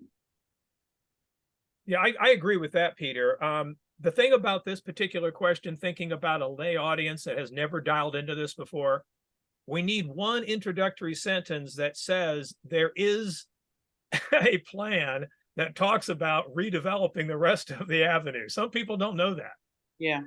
And therefore, the setup has to include that to contextualize the question, or it'll be meaningless to people. Yeah. So that was the first sentence that I mentioned. And then the question about how much of this housing that would be included in that redevelopment would be affordable housing. We just discussed whether it's up to 20 or at least 20, whatever. We can clarify that. I think that needs to be in there so people understand. I don't really see. Sorry. I don't really see the confusion between 20 and 30. We're trying to make it clear that this is for this particular part of the development. The other is for the civic core site, the 30 there. And then asking people if they support it is a simple response category, right? They don't have to weigh all kinds of different options. That's at least was the logic behind what I was trying to do here. But I'm open. I like Bruce, I like your wording. So my choice is between Ron and yours, and I probably like Ron's better because he does link it to our RFP. But yours could be linked that way too. I mean, we could always get the responses and, yeah, I don't want to assume too much on these answers. I mean, I guess I kind of like Ron's because it is more directly linked. So I don't want to, like, say if people came back and the majority said, yes, we do support that. I don't want to extrapolate too much by saying that they would give preference to a developer that has that in their RFP, because we didn't really ask that. Yeah, that's right. The only challenge of mentioning anything that borders, and I understand it's not terribly technical, the RFP, is that some folks just get hung up on this stuff, right? Yeah. And that's the only thing. And if we say request for proposal, I know what that is. You guys know what that is. Most people probably know what that is. It's a smart community. I'm not dumbing it down, but we do have to be mindful that sometimes this stuff gets in the way of people understanding what we're asking and what it's about. Yeah. You could just say a proposal, just not mention the Yeah. RFP. Yeah, I was gonna If there say- were a proposal. Yeah, I was gonna say, we could like, if you're amenable to rewording it to where we don't say RFP, we could maybe just say, would you give preference or something like that? Something, that Yeah. doesn't mention the RFP. Yeah, okay. I think between the two wordings that you guys have. I like your lead in, I like Ron's linking it. So let us work on, let's move on, but we'll work on the wording, Okay. circulate something tomorrow. Okay. All right. Um, What else did you change, Peter? Oh, I'm sorry.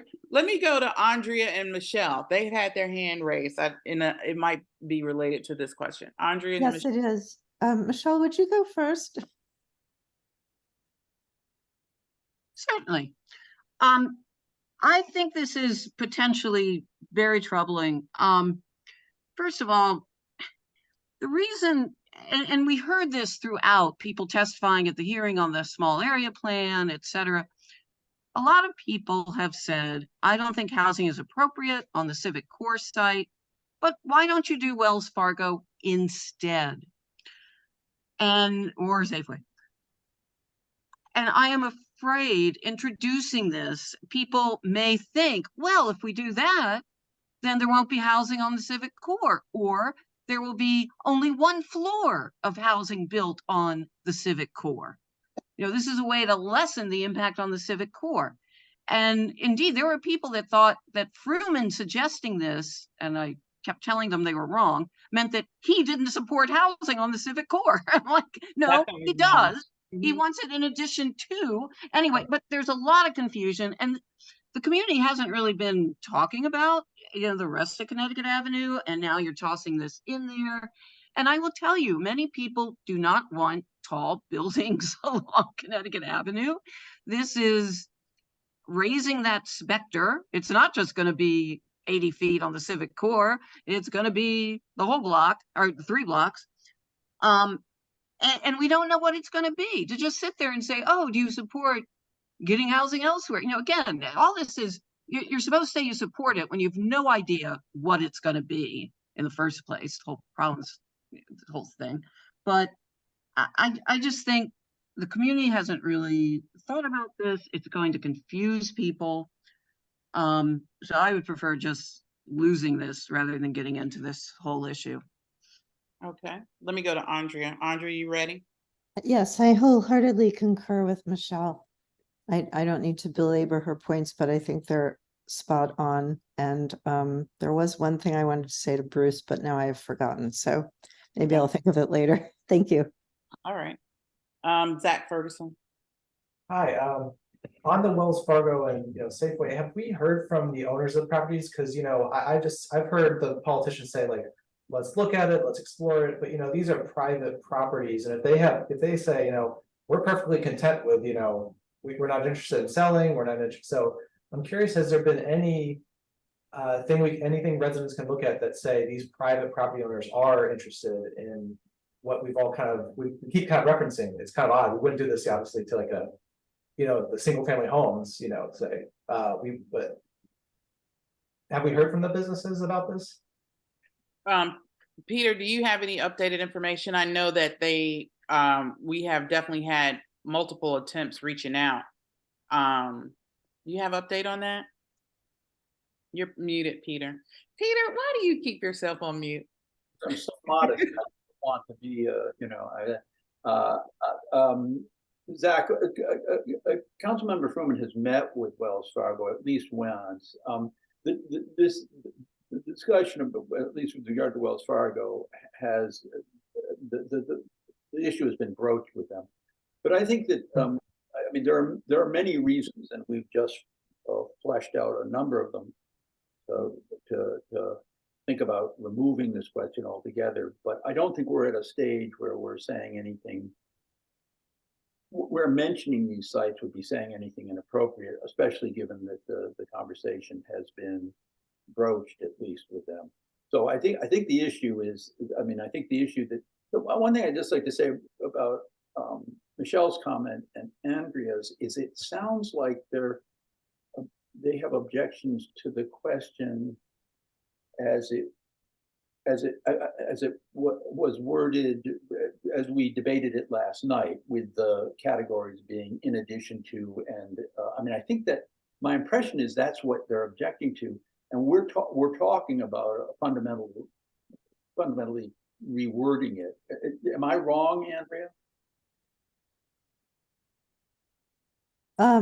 My impression of the current question, but I don't have it before me, so was simply, do you think we should give extra weight to a developer who proposes to build on both sites? Yes or no? I don't have enough information. Is that correct? Oh, well, it's correct that that's what you're objecting to. I had thought you were objecting to a previous version of the question, but No, fine. that's what I'm objecting to. And I did want to respond to Bruce. Bruce, you referenced a plan for developing Connecticut Avenue. I would say there isn't a plan. They're simply changing the zoning to motivate people to redevelop their sites, but that's not really a plan. So. Well, I'm just referring to the small area plan. I'm not talking about any other plan, right? I'm just trying to contextualize the circumstance of development elsewhere on Connecticut Avenue so that anyone taking the survey would know that there is a broad sort of sense of, a redevelopment of the avenue. Michelle, did you have a follow-up? Yeah, just to say to Peter, no, we're not. Our objection isn't to the way it was formerly worded. In fact, the way it was formerly worded did allow for someone to say housing at Wells Fargo instead of, which is what many people have talked about. I'm concerned that the way that it's formulated now, people just aren't going to understand, that this would mean, yeah, we're still going to develop the civic core to the max, and then we're also going to do this, as opposed to an either or. And anyway, so I just think it's going to confuse people. And so among the three of us, do we where's the sense of the meeting here? Do we try to rework the wording towards some Yeah. Yeah. But I do think we need to also consider what Michelle just said, because she's right. The previous wording did have that housing it on an adjacent site as opposed to the civic core site was an option. So we need to wordsmith this. We can't. Yeah, we need to wordsmith it. Okay. Yeah, but I think we can work that out. So Elizabeth, let's go to Elizabeth. She just raised her hand. Yeah, thank you very much. What I wanted to say is I agree. I had sent you a note. If you're going to leave it the way it is, please leave it out. But I do agree that the previous wording, which makes it clear that people can say that they would rather have it on the Safeway or Wells Fargo site instead of Chevy Chase Commons, is a much better and more representative way to go. Okay, just a quick suggestion then, Lisa, since you, I think previously too, had expressed a preference a meeting or two ago for that wording. If we kept that in terms of the response categories, we need to clean up the question stem and then propose this again as a question. I just think that because it has been, again, prominent in the community conversation and on Fruman's mind, it would be helpful in the survey to have something on this. Yeah, I agree. Okay, Jim Feltman. Yeah, I just wanted to say, for the reasons I said in my written submission, I think that posing them as alternatives puts the weight of the ANC behind the idea that they are somehow alternatives.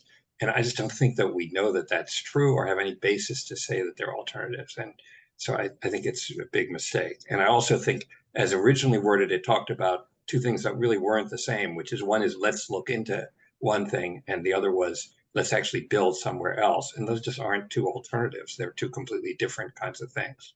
So that's all I just wanted to add. Okay. Michelle, you had a follow-up? Yeah, just again, I had mentioned this before, it's asking people, do you approve of something on these adjacent sites? You have no idea what it's going to look like. No idea. And you know, that's all. It's just, we haven't even talked about this at all. At least we have some idea of what their RFP for the civic core is. We have no idea how big these would be, how much space it would take. So But Michelle, we're not at that level of, Not. Well, that's fine. we're just giving people a sense of, do you think we ought to be looking at nearby sites while this is also going? That's all it is, really. It's not. yeah, Anyway. but again, I do think some people will look at that and say, oh, if we do that, that means less building or no building on the civic core. Well, if we go back to the previous response categories, we gave people options that we were just talking about do allow them to discriminate a bit. But in any event, we'll take another look at it. I asked that I put in a plea to participants in this meeting. We have a number of other questions, big ones to deal with, and we need to get through this. This thing needs, so we understand. I think we've all heard these objections and these concerns. We're going to try to do some wording, but maybe it won't work. So maybe we'll throw it out, or maybe we'll test market it and then throw it out. Right. Ron, do you really need to weigh in here? I can say in 12 seconds, Peter, that with all due respect, we know an enormous amount about what things are going to look like, because we have the small area plan and we have the form-based code NC18 zoning. We know more about what might happen here along this stretch than most people know about what would happen in their main streets. Okay, let's move on to number 5. So, number 5, I do some editing of my own, which I'll describe in a minute, but I actually find Jim Feldman and Greg Schmidt argument that this speaks about concerns and negative things without counterbalancing positive things, a strong argument. And so I suggest we reduce the number of options, because I just don't understand the difference between moderately concerned and somewhat concerned and very concerned. So I would reduce that, but I would add a 5A or a 6. And Jim, excuse me, I've slightly changed your wording, but that said, so 5 as it now reads is any redevelopment of the community center and library site or nearby sites, and I've changed it to could have public impacts that would be negative. How concerned are you about the impacts listed below? And it's the same list as we had last night. And I would pair that with a question that said any redevelopment of the community center and library site or nearby sites could have other public impacts that would be positive. How important to you are the impacts listed below? Your options are not important, slightly important, somewhat important, very important, I don't know. And I mean, this could be edited to a fairly well, but I'm drawing from Jim and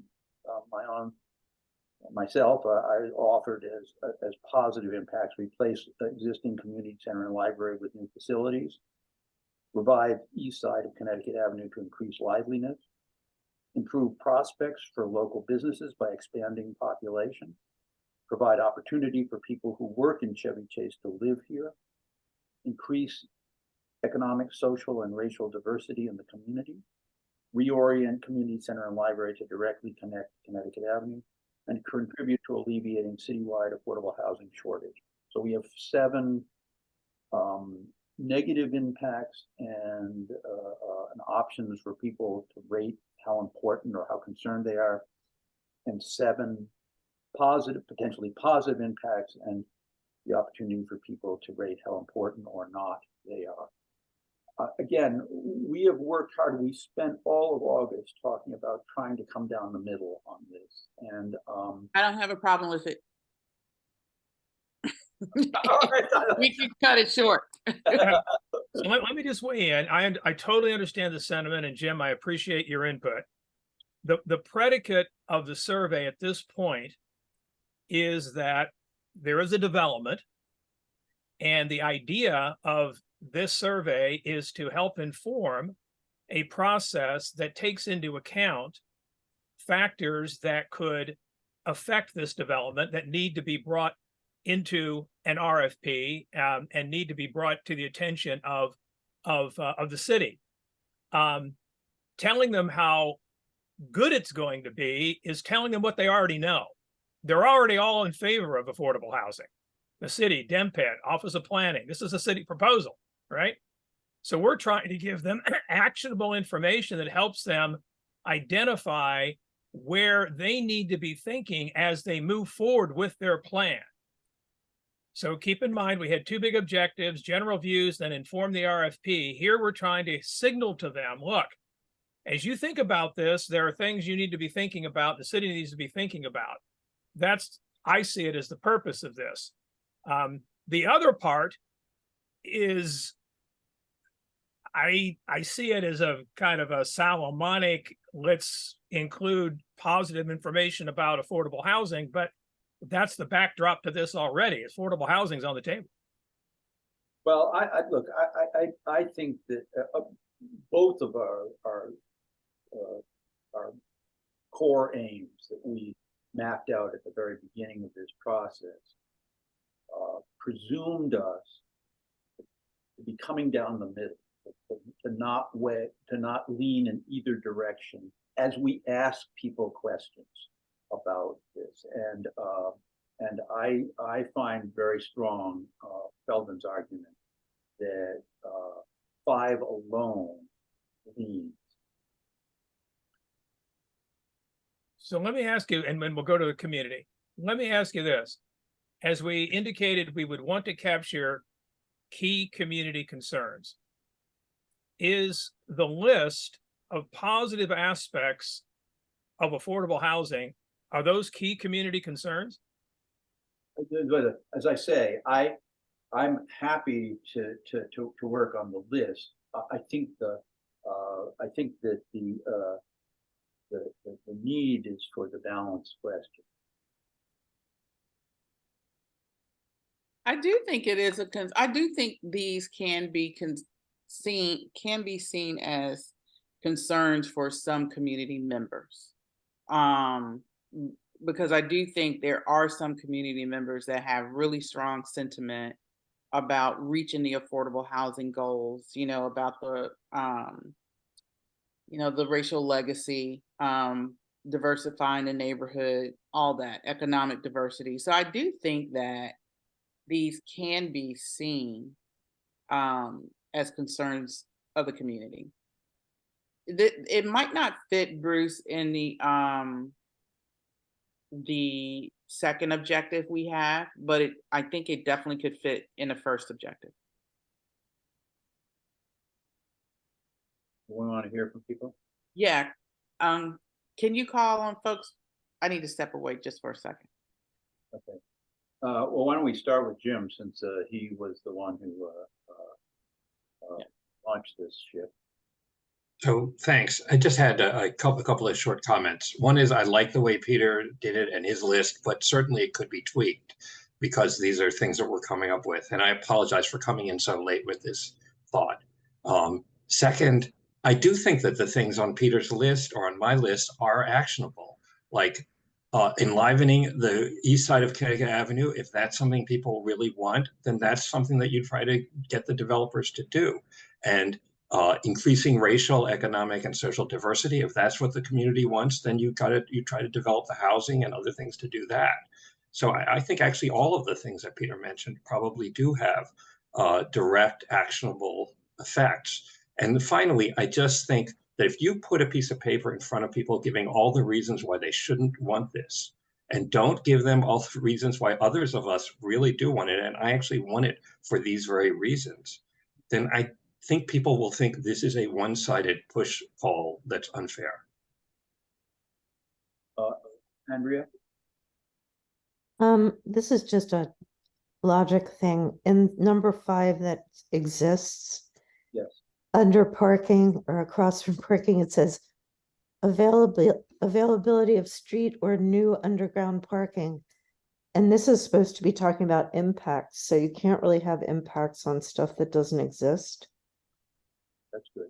So I'm gonna trot out surface parking. Yeah, well, okay. Just so we get to some people who haven't been heard from, Mary. Okay. My responses are really framed as a community member who hasn't been down in the weeds of this while I'm reading the question. And this question made me stop, first of all, because of the expression public impacts. It made me wonder what it was you were really trying to get at there. But maybe if I suggest something a little bit different, you might even be able to combine both positive and negative as, or what you're considering positive and negative as responses to the same question, which would be to change public impacts a little bit to impacts on community life or something to that effect. And then which of these are you most concerned about?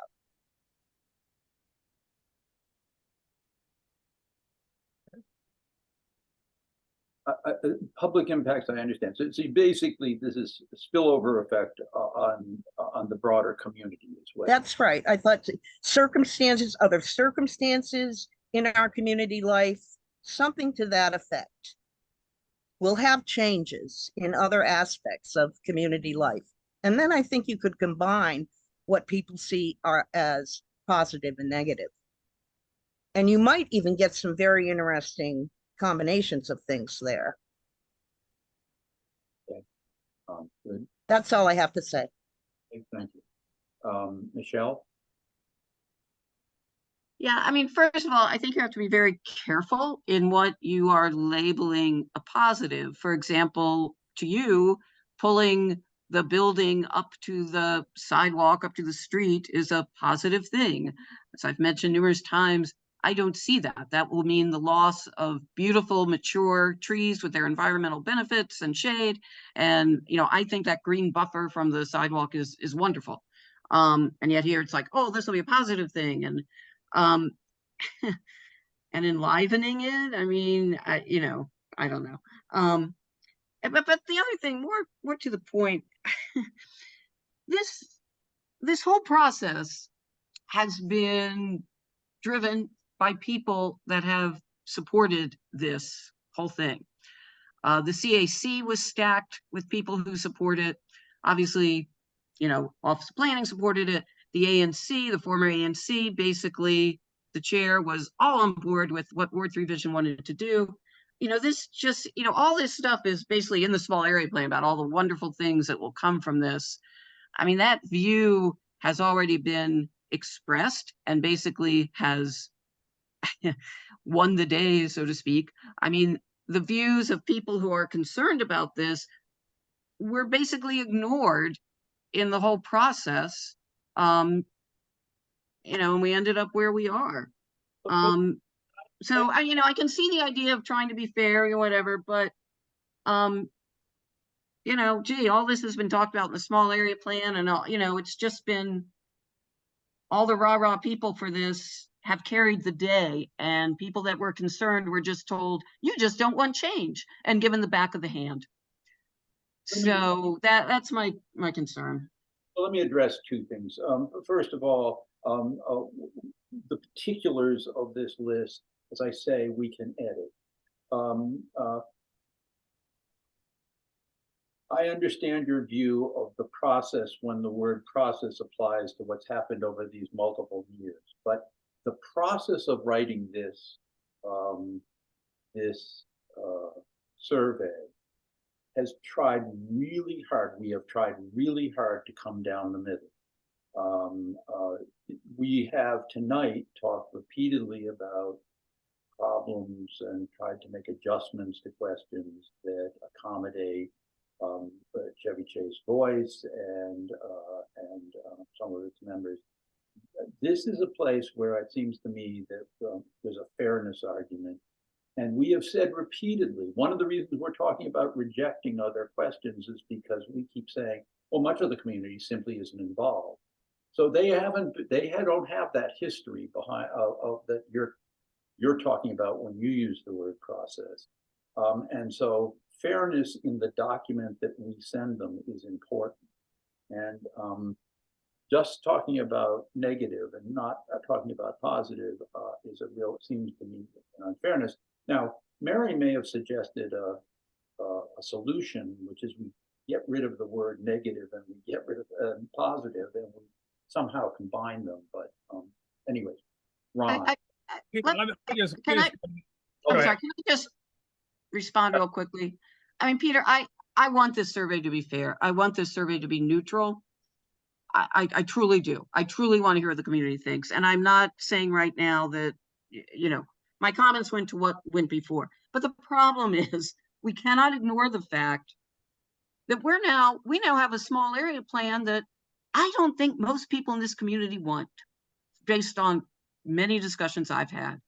So we can't really ignore what went on before and why we are now in the position we are. Okay. And that's, anyway, I just raised that. But, you know, I'm not accusing you all of being unfair right now, but I'm just saying what went before, I don't feel was, and it matters because we're now stuck with where we are. Okay. Just dealing, Peter, with the here and now and the survey questions as it's written. Negative is not in the question. It simply talks about public impacts, and then it allows people to respond to their level of concern about those.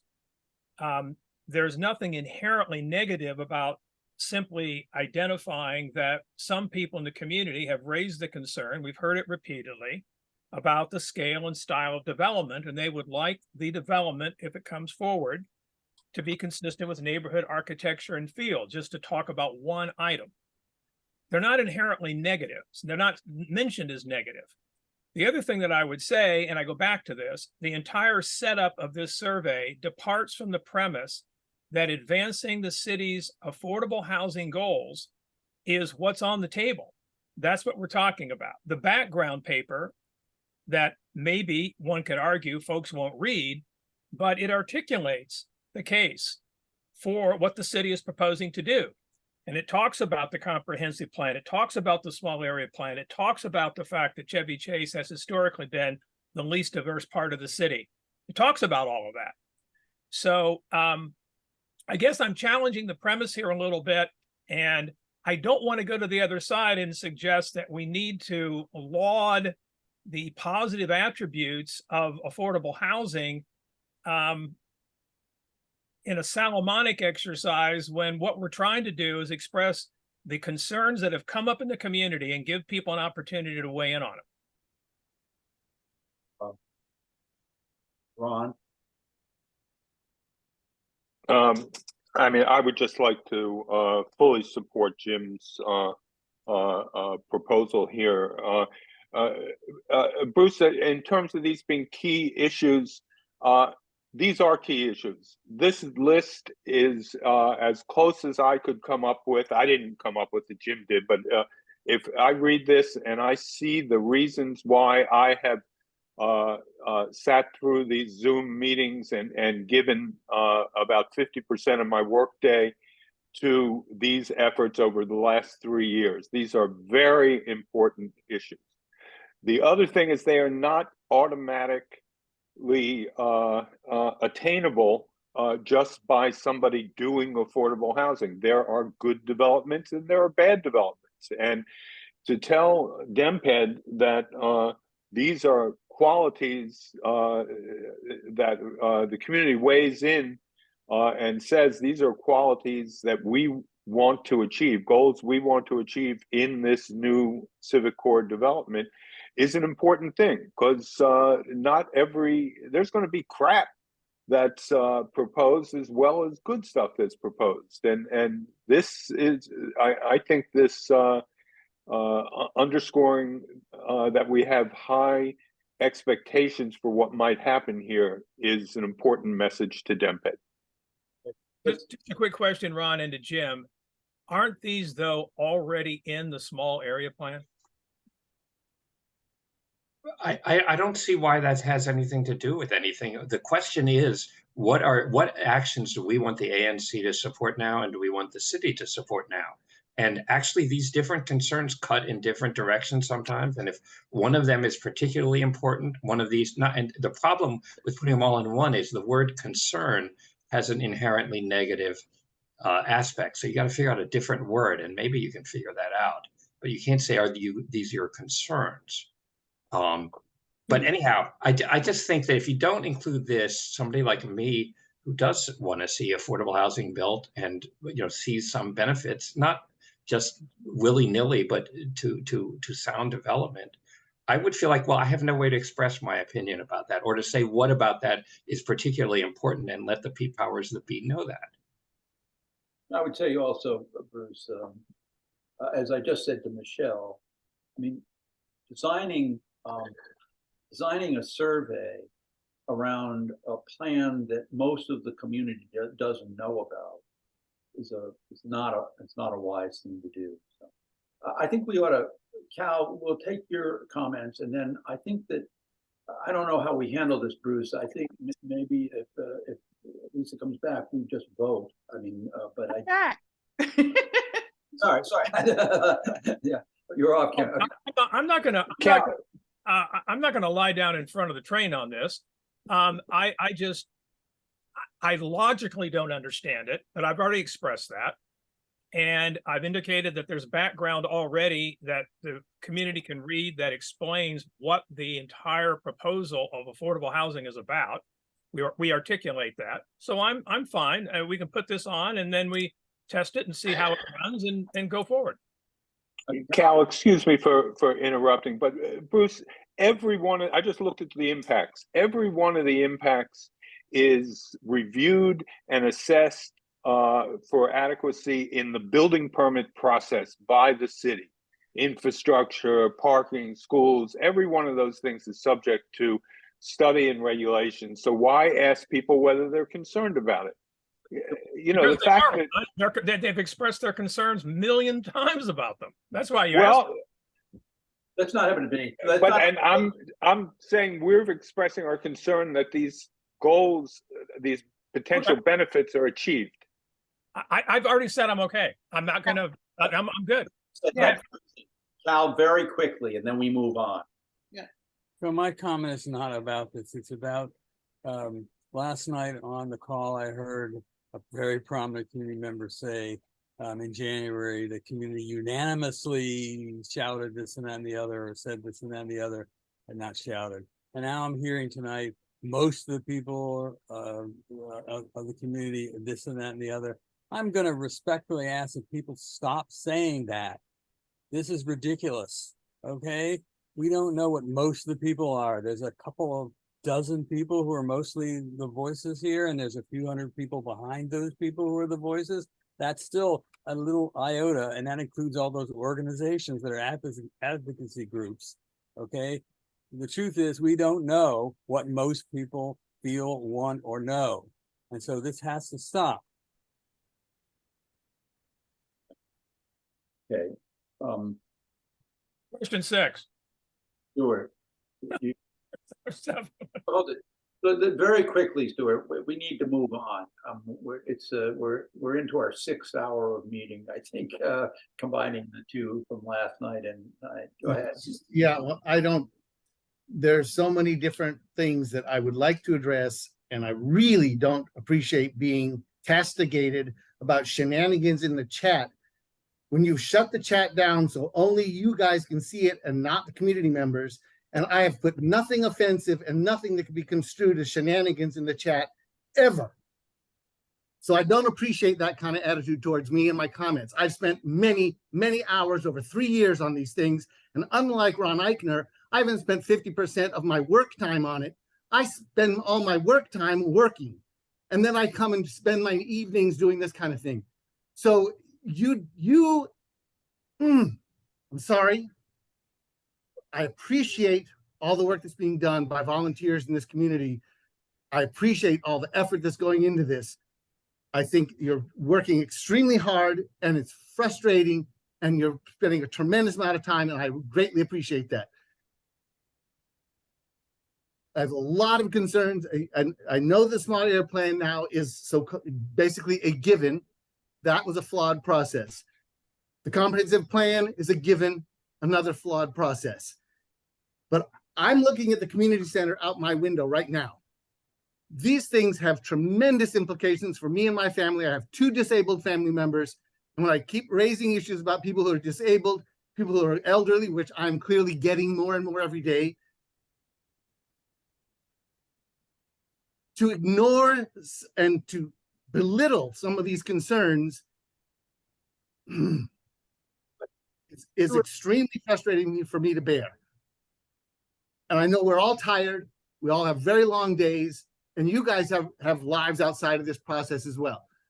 But as a family that's going to be directly impacted by this, and I'm never seeing anybody define and I asked this question earlier as part of my shenanigans is, what's the definition of affordability, and is it being defined in the survey?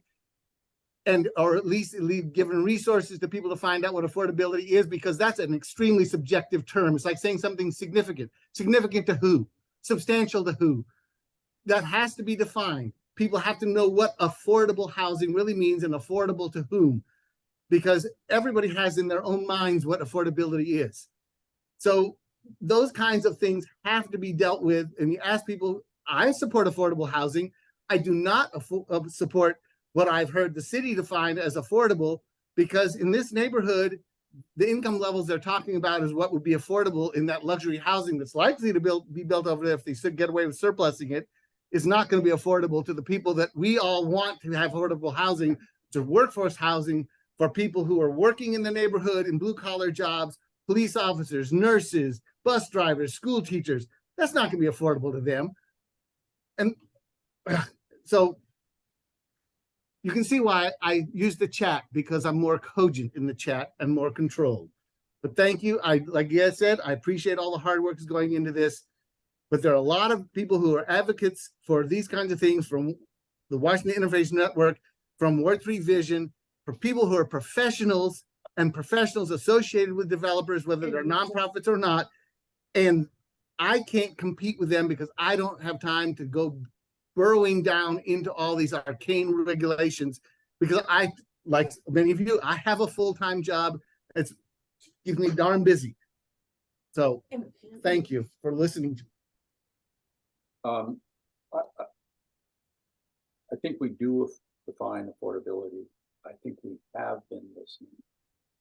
I don't know. I mean, we also have had problems with the chat. I don't know where the shenanigans word came from, but I think we need to move on. I agree that all these things have substantial effects, are going to have substantial effects on the community. And that's why we're working so hard to try to get as good a homemade survey as we can get, as down the middle and fair and neutral of questions as we can get. I suggest moving on from 5 to the design to section 2, the design elements. I have only proposed some minor changes, and we can talk about what Bruce is proposing. Under 6,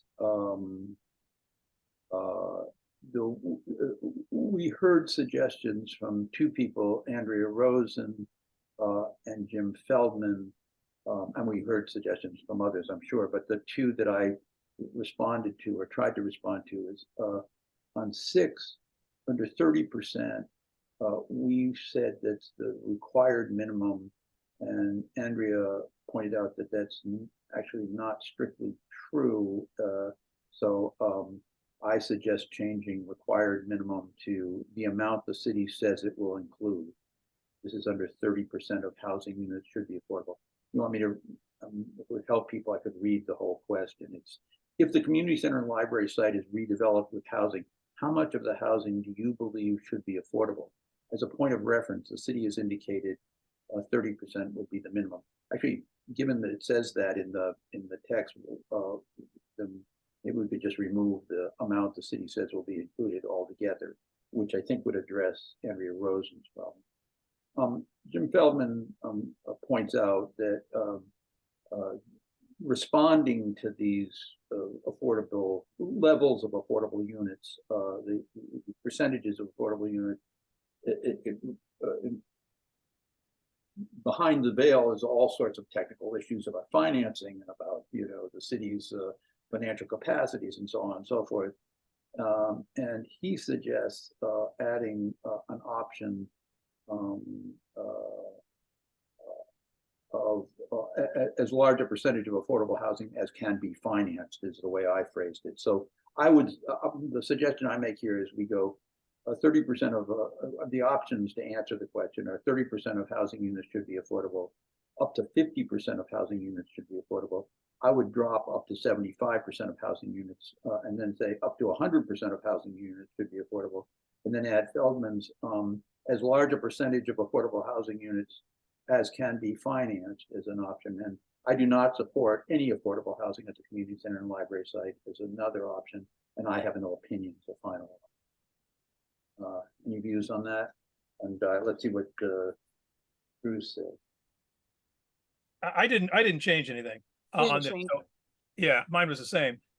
So just on the minimum, is the notion that for this particular site, the city has stipulated the 30% minimum, but that is not a normal city requirement? Is that the idea? Because for this site, they have said it's 30%. The city normally requires 30% as a minimum on city disposed property. That's what I thought, and that's going to be the case here. So I think we're fair on this in saying it's 30%. I've understood that from both Joel Lawson and Jill Stucker. Yeah, that's my understanding too. Andrea, you've got a concern about this though? I don't have a concern. I'm just saying the law says if you dispose of public property that's within a half mile of a metro center or on a DDOT priority bus corridor, you have to have 30% of units be affordable. But if not, you have to have 20% of units be affordable. Jill Stucker said very early on that that was true, but he was going to say that there would be 30% at this site, even though it's not required by the law. Okay. I just point out that in support of Andrea's view, in a whole separate debate involving the bike lanes on Connecticut Avenue, DDOT has said to us that Connecticut Avenue is no longer considered a priority bus route. Bus route. So right. If the requirement is to be on that and we're not on that, then there's fudge room there for the city. So okay, but Peter, just to be clear, are you? I don't think we actually. I just dropped the minimum required because we have right above that. Okay. In the text, the 30%. So I mean. Yeah, it's redundant. Yeah, it's redundant. I mean, okay, it was okay. It was just in there to make sure that people understood. Yeah, that's right. That the redundancy was intentional, just to be clear. But that's fine. I have no problem with that. I don't have a problem with that either. I mean, we can. I mean, you want to hear from the community, and we can move on. On Jim's added response category, the only concern I have is about apples and oranges response categories. So these are all presented as a percentage. And then we have and kind of an outlier response category altogether that mentions financing. And I'm only concerned that it is a difference in kind response category for the question. Why wouldn't 100%, is Jim here? Jim, why wouldn't 100% satisfy your, I mean, it can't go above 100%, right? Yeah, I mean, I guess if you say up to I guess so. It's just, I do feel like what many people would think is, I can't tell about these percentages. I don't know what the right percent is. I don't know what can be financed. Let's just do as much as possible. So I don't know. That's the only point here. I just feel like that would be a lot what actually a lot of people would think and not they wouldn't want to try to figure out, well, do I really want 75% or 100% or what percent I actually want? That's my only answer. I appreciate that. And just to go back to the essence of this question and the origin of it, and that is that we've heard from a lot of people who have said, and you've heard this, I'm sure, that, oh, there isn't going to be that much affordable housing anyway. So why are we taking away the advantages we have now with the community center and library, redeveloping a community center and library. And people have said, unless there is a sufficient percentage of affordable housing, I'm not going to support this. I mean, I've heard this comment a number of times. Maybe some of you have or have not. So this question was trying to basically just sort of get at that and let people say that they, weigh in on how much they would like to see there. That if that's at all helpful. Okay, we have 4 hands up. The Barnes, Elizabeth, Cal, and then Mary. I'm gonna just I just gotta run downstairs for a minute. I'll be right back. Okay.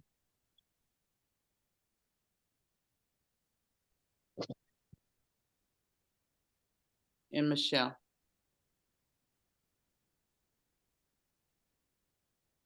Cheryl, you're on.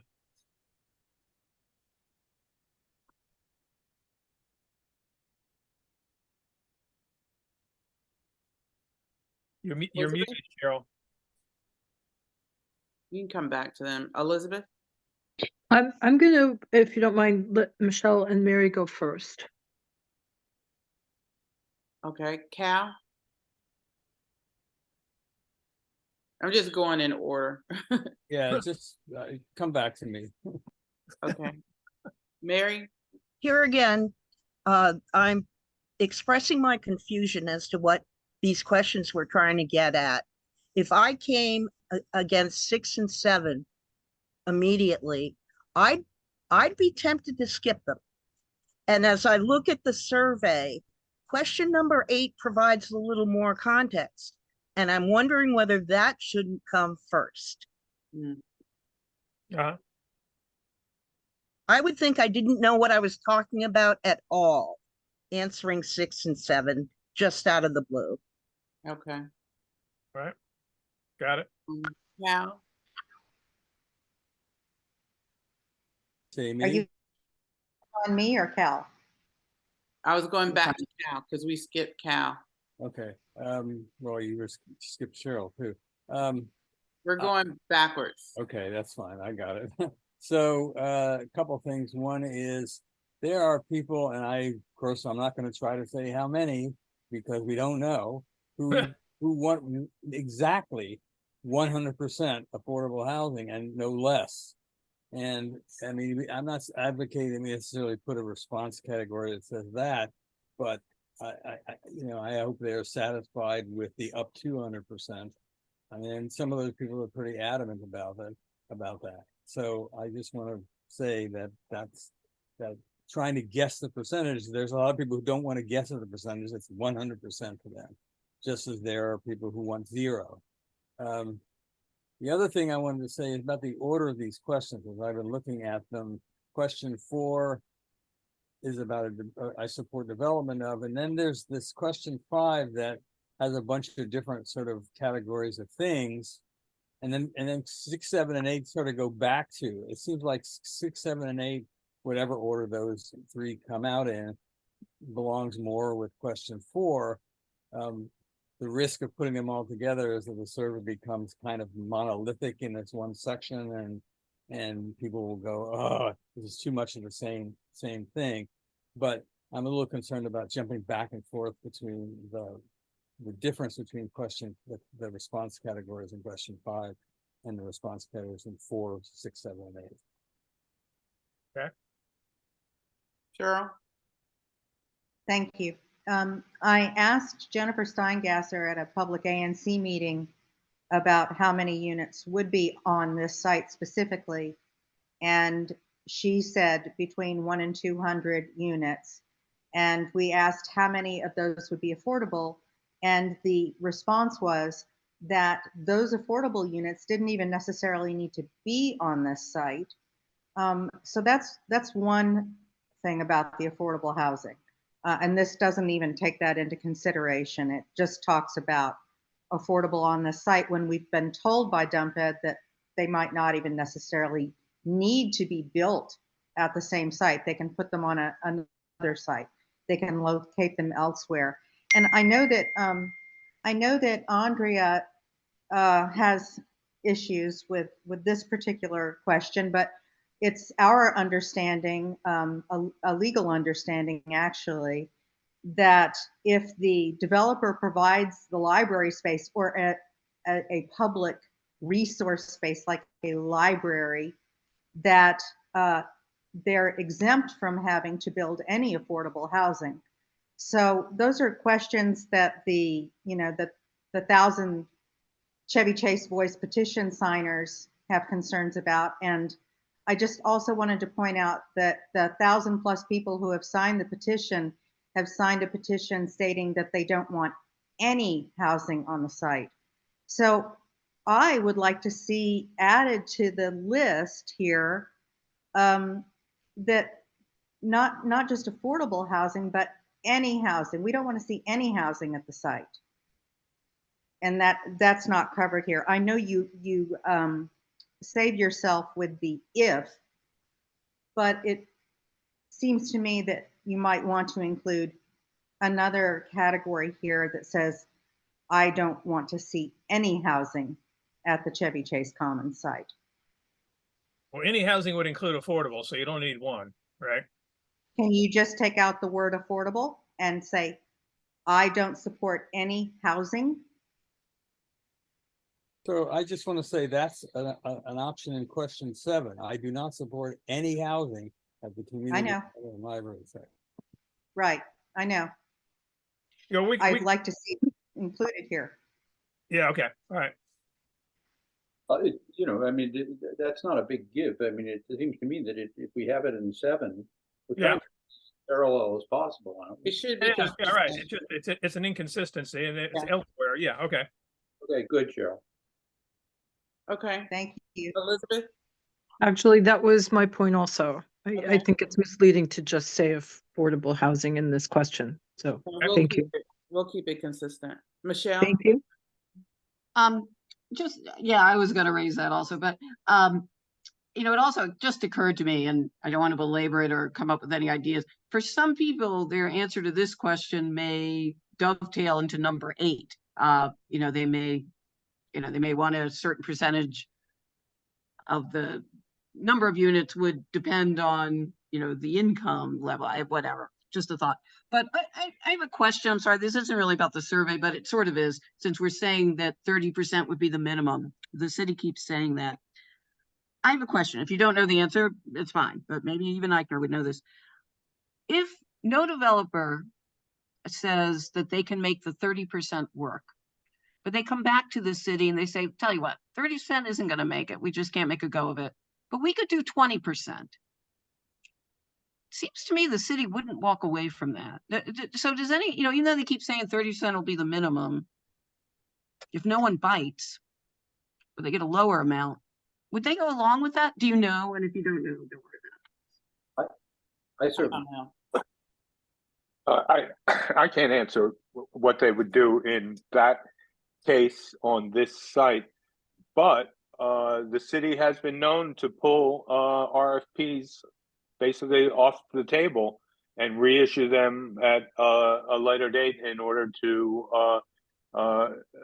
get different results. So that is something that they can do and have done. So I don't know what the answer is. So do you mean in terms of they would reissue it to get someone to go to 30, or would they reissue it saying, okay, we'll say 20?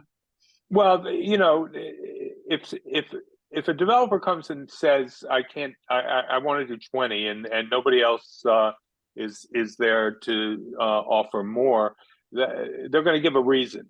And that reason might be that there isn't enough money available in the Housing Production Trust Fund, or there isn't enough LIHTC money available to finance it. So the city might pull it off the table, and then later, when things change, when there's more money in the trust fund, there's more money available, they might reissue it under, interest rates go down. They might issue it again at a later date. So Michelle, can I suggest that, I don't think this is an issue that, I think the answer is we don't know, but it also sounds like something that's later in the process. I'm not sure how we design a survey around, I mean, we're trying to hit the.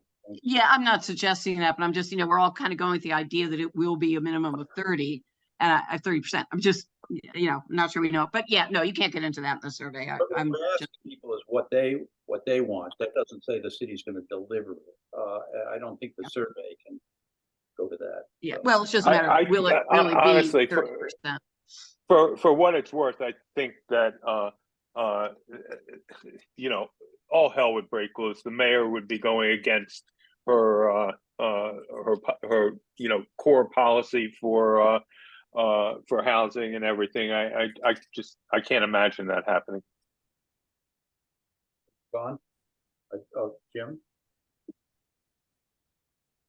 Yeah, I just think that adding, I don't want to see any housing built to this question, if I'm understanding it right, screws things up, I think, because here what you're trying to get, there may be people who say, I don't want to see any housing built, but if there's going to be housing built, this is the amount of affordable that there is and that I would like to see. And you don't get that. That person has no way to answer, no way to express that opinion if you throw that other option in here. So that's why it makes sense in 7, but not in 6. So sorry, Jim, repeat that. I was just a bit distracted.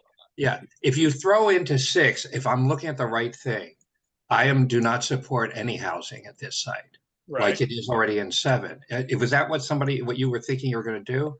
Well, that was a comment that Cheryl made. But go ahead. Right. If you do that, then for somebody who doesn't want to see any housing at the site, but if there's going to be housing, would like to see whatever % be affordable, has no way to express that opinion if you throw that in as an option. So that's why it should not be in this question. But they can say 30%, right? I don't understand. Oh, yeah, I'm not sure. I don't follow that. No, because they would check, I don't want it, because they don't want it. They don't want any housing. That's what they would check. Okay. But this is trying to get at a subtler point, which it seems to me, this is trying to get at a subtler point, which is, if there's going to be housing, what would you like to see done with how much of it should be affordable? Right. But the idea here in the survey and the progression from the very first question is that for those who do not support any housing at the site, they always have that as a response category. So they're not forced then in the survey to answer a question. And I guess this is just, all I'll say is it's fine if you want to do it, but you're not giving somebody who doesn't want housing. But their second choice would be say, well, I want to see if there's going to be housing, it should all be affordable.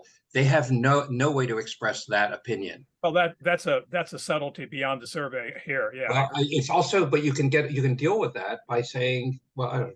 Okay, that's all. I just wanted to make that point. In almost every one of these questions, you could construct it such that, given that they don't get their first choice, here's a range of things for the second choice. That's a sophistication level that is, I think, you're asking us an awful lot, and clearly there are members of this community who presented with just various affordability options and not the option to say no, would object to the question, have objected tonight. I just think it's a subtlety. It's a second tier question that we can't get at enough. Okay. Are we good with this question now? I think we are. I mean, we have 2 sets of hands up. Hal, do you need this?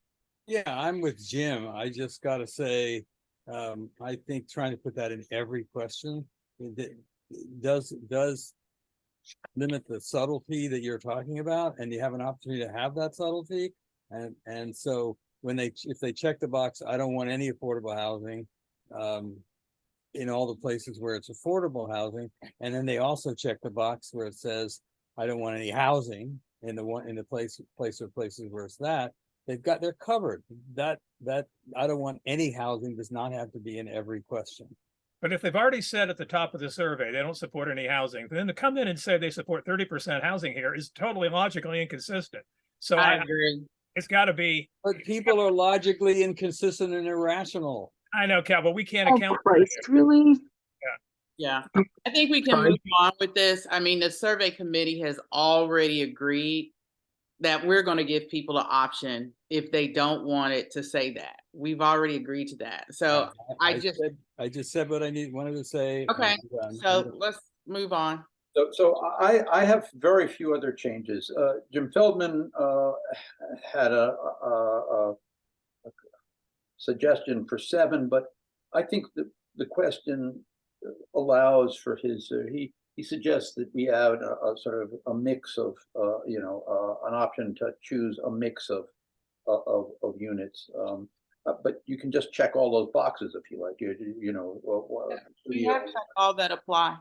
Yeah, you check all that apply here, yeah. That's the option, okay. That's fine.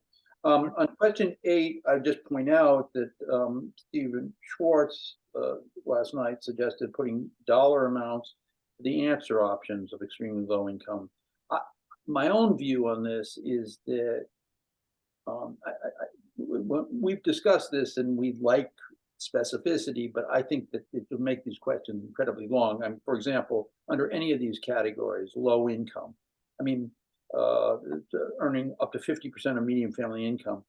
Yes, it would save the person from getting their calculator out, but to make that, to do the 50% for the family of 4, for the single family household and for the family of 4, would make the option. I don't think anybody's suggesting that we do that, Peter. It's not in any. And then question 9, both Chris Vaden and I believe Schwartz think we got the wrong number, and I think maybe wrong. Yeah. I think we have the wrong number on the height of the current community center library. When we straighten that out, I think one of the things that is a subtlety that would really help here is I'd like to know what the measuring is from the sidewalk to the top of those buildings, because I just don't understand. Those buildings present to the street as, I think, about a story higher than the actual physical structure of the building. So Peter, just so everybody understands, the data point here came from the DGS DPR concept design for the community center in 2019. So that was the data point in terms of the height.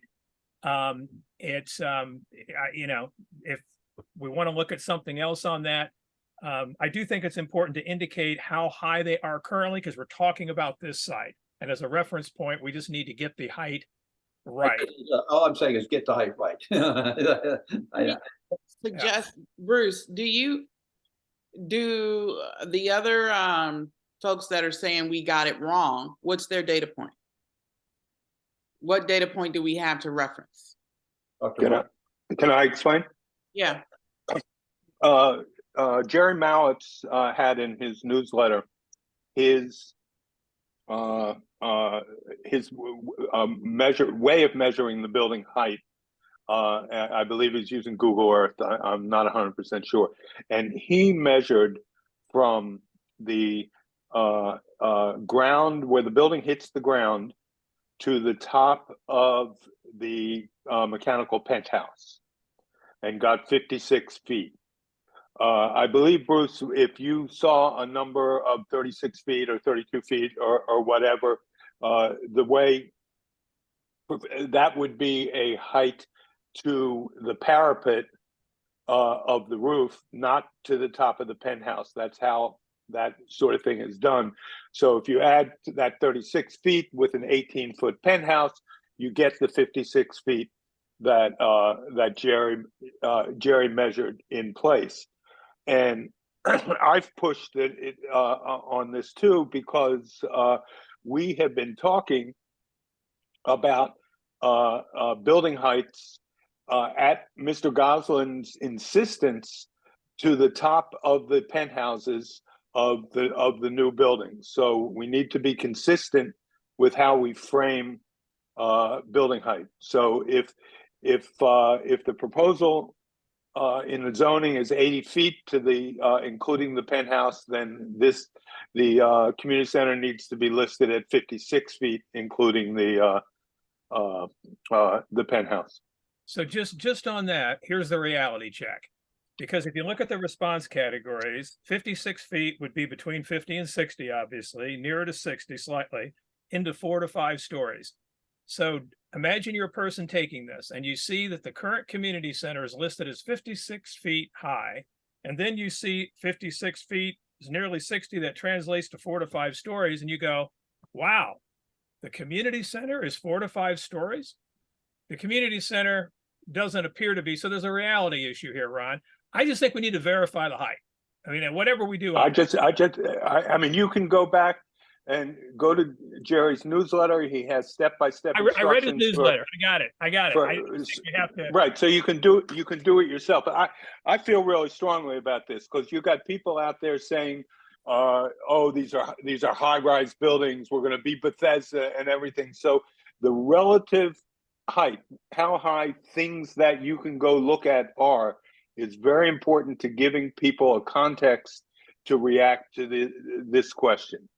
We'll get a figure. My suggestion, if it turns out that Ron is right and that 56 or something like 56 is with penthouse, we just put the community center with penthouse is 56. Yeah. Okay. We just got to verify that. Yeah. I don't think I agree. I just think we need to verify the number. I mean, I hear the good calculation. I just, yeah, okay. And you could also use the K-Fritz building 5333 Connecticut as a reference point because we all know it. A lot of people have strong feelings about it. It's in a valley essentially, but it's a new building. People are familiar with it. You can say that one is X feet high, as well as the community center. It's 103 feet. And we did. I totally support that. The 5333 should be in there. I think the other building at Legation and Connecticut at 100 feet should be in there. Give people the information to make a judgment. I don't have any problem. I don't have any problem with doing that. It's just that not everybody knows. I know we know where 5333 is, but the way we had it in the original wording, I suggest we put it back. We had 5333, and we had the large white building on the corner of Connecticut and Military. So we can do that, and it was referenced well the way we originally had it. So Stuart, everybody knows the big white building. in there. And we actually had a good descriptor, not just 5333, but the large white building on Connecticut Avenue. So I think we should add that at least 5333 back in there. Okay, that's fine with me. Yep, Bruce? Yeah, I'm okay with it. I mean, so whatever. All right, let's move on. Andrea has her hand up. Andrea. I really quickly wanted to say back at number 8 that for consistency's sake, you might want to change. I do not support any affordable housing at the community center to just any housing. So we're going to do that. Yeah, we already agreed on that. Did? Yes. I thought that was on that. I thought that was on 6. But we said we're going to. Okay. Yeah, we're saying okay. we're I'm sorry. Consistent. Yeah. That wasn't my real thing. My real thing is the community center is built on a slope, and the front facade appears to be taller than the entrance that we go in normally that faces the library. So it may be that it's 56 feet because it was measured from McKinley Street or, on that side versus the other side. I know that where you measure from makes a big difference in how tall you claim the building is, how many stories it supposedly has, and all of that. So I'm just pointing that out. Just a point of information, I measured from the top of the penthouse to the ground on the north side, the garden side of the building. Okay, not from the sidewalk, not from the curb. This whole discussion here is a little bit different than actual zoning building height, which gets all involved with where you measure from. This is just, the sort of simplest kind of measurement from the ground on the north side to the top of the penthouse. Okay. I also had written to you all asking I know it sounds stupid. I'm sure you did your homework, but I don't understand the stories and, well, before I even go there, it might be useful to also include the number of stories in the community center and the library, just to refresh people's memories, since we're talking about feet and stories. And people generally understand stories more than feet. Which brings me to my next question, which is, I'm perplexed. I've always heard the rule of thumb was 10 feet per story. Yeah. So a 40-foot building, I would have imagined, would be more like 3 to 4 stories, depending on what was on the ground floor, because some, like retail, if it's on the ground floor, has a much higher ceiling than apartments would above. But still, a 40-foot building that's 2 stories, it seems too incredible. This is The So- zoning requires 14 or 15-foot ground floor, and then if you use more or less plus or minus 10 feet for other floors, I didn't check these numbers, but that's generally how you would calculate the number of stories. But you have to pick up that higher ground floor. There's also, the zoning requires a setback at the third level, so you have to, it gets a little complicated, a little bit of a Rubik's cube, but that's the basic way you come up with these story numbers. Okay, so by those calculations, really a 40-foot seems like it would be, well, I have to go over the calculations. It just struck me as strange, but okay. I'll shut up now. Okay, number 10. Or sorry, we got more comments. Yep. Cheryl? Then Elizabeth. It's, thank you. So I don't really understand why you would include the larger buildings that you're talking about as you previously had it worded, because the zoning is different and that's how they built those buildings. They were building by right because of the zoning in that particular area. But this area has different zones that do not allow for those heights. So why would you be comparing with those buildings that are in a different zone? I don't think, Those, I'm not trying to yeah, and we're trying to give people a sort of sense of what 100 feet looks like, what 60 feet looks like, I mean, you may be in the business, so you have a good sense of it, but I mean, I don't think a lot of people know what 40 feet up looks like, what 60 feet up looks like, what 100 feet well, up. if you tell them to drive through Petworth, just tell them to drive down Georgia Avenue and get a load of what Petworth looks like, and tell them it's going to be 2 stories higher than all of that. That really is what Upper Connecticut Avenue is going to look like. And just to go back to the setback that you were talking about a minute ago, that's at 45 feet. It doesn't get set back until 45 feet. But I just think that it's one thing to ask them how tall of building they'd like to see there or not like to see there, but it's another thing to compare it to a part of the neighborhood. I mean, why don't you compare it to K Street for that matter? It's different zoning. That's what I don't understand. People live here, so we're trying to give them examples that they pass by. Well, they know what K Street looks like. Not if they don't go down. But I mean, why ask them to drive somewhere where they can just, I do think if you're going to compare it to a building in another part of Ward 3, that you need to make it clear that the zoning is different there. We're not zoned for that height. Yep. Yep. That's a fair point, and take it on board. I was simply making sure that we have noted accurately the height of the community center and library, so people understand what that is, because this is the place where we're talking about. Makes sense. Yeah. Yep. Okay. Elizabeth?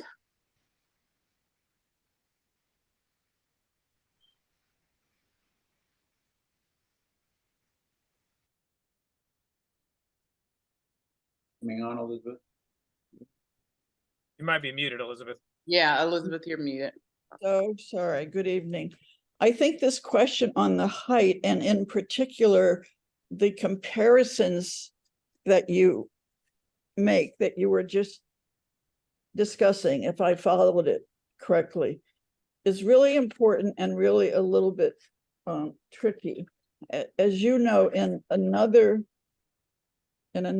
question here, question 5, where you ask about people's concerns, the first thing you give as a possible concern is scale and type of development consistent with neighborhood, etc.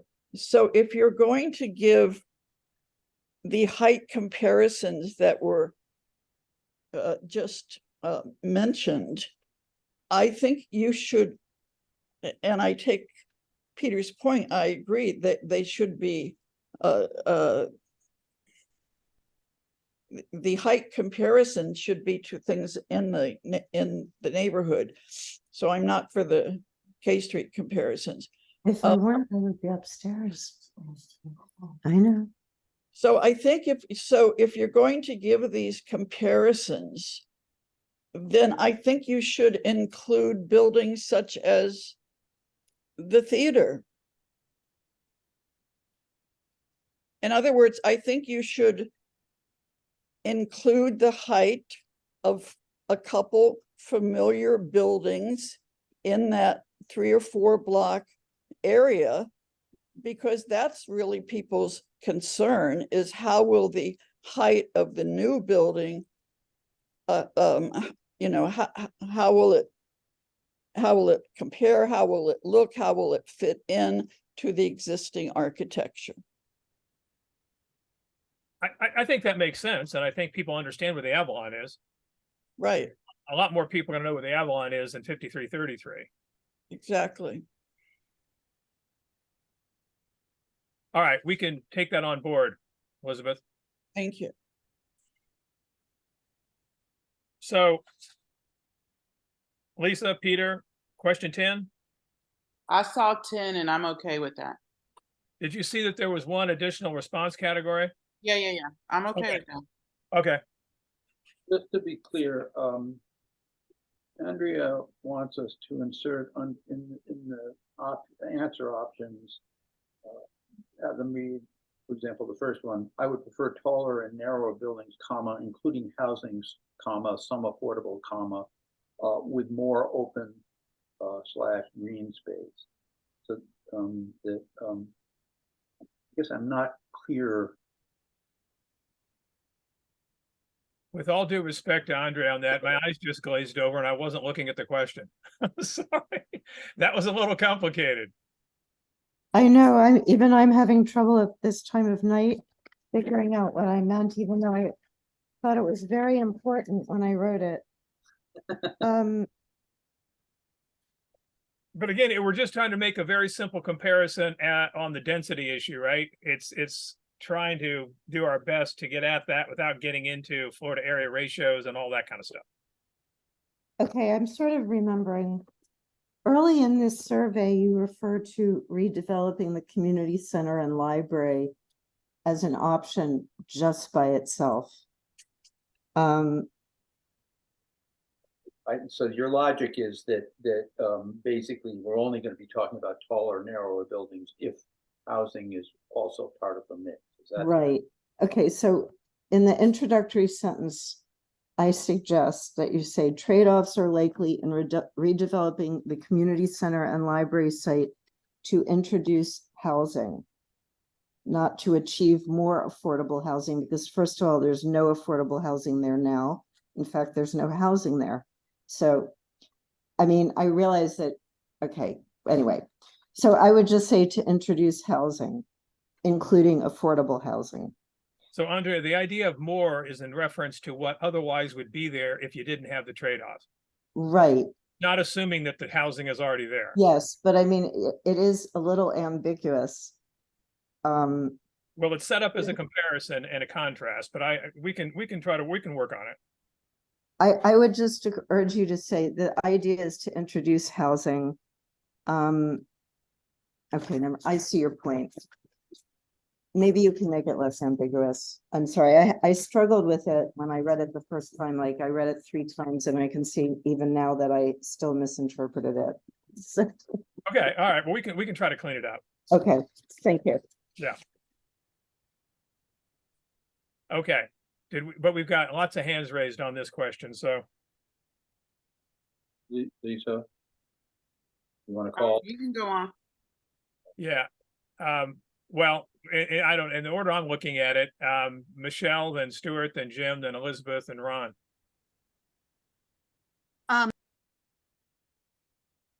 Yeah, I mentioned this in my email to you all. For the last option there, I would change that from I do not support redevelopment to just say I do not support adding housing to the community center and library site, because obviously this whole question wouldn't be an issue if it wasn't housing that was being added.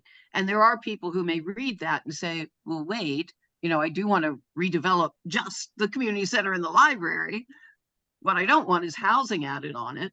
And if you just develop those, you don't have to get into this whole taller, narrower, shorter, and wider. So just to sort of avoid confusion, I would say I do not support adding housing.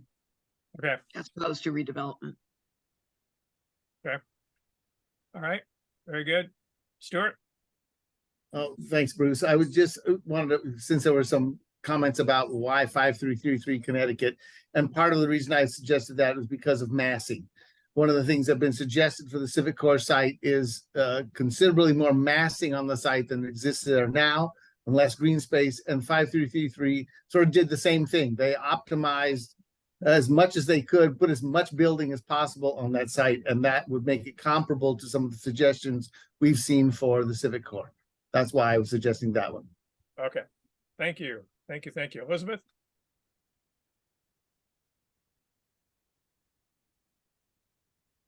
Unmute here. Just quickly, I think it's worthwhile to fiddle a bit with the wording of this question 10. As I read it, the way it is currently, it reads as though housing is a given, or at least it leans in that direction.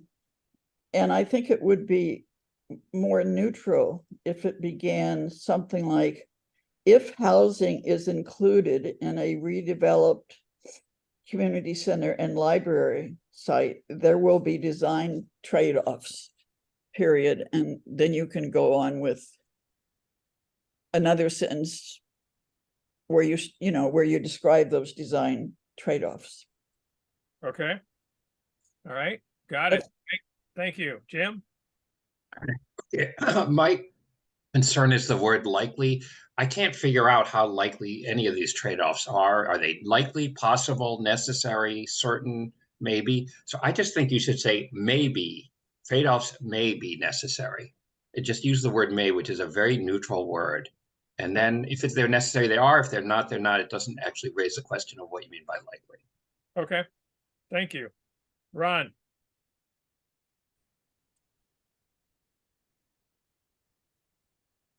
Just to introduce the architect's point of view here, these trade-offs, the higher versus wider, are actually less directly related to the provision of housing as they are open space. So I would say these are trade-offs to achieve more, or to introduce housing, or to configure open space, because it's really all things being equal, the higher you go, the with the same amount of development, the more open space you can leave. Okay. We were involved in this discussion, and you attended, I believe, during all of our August meetings, and you then have essentially 3 moving things: height, housing, and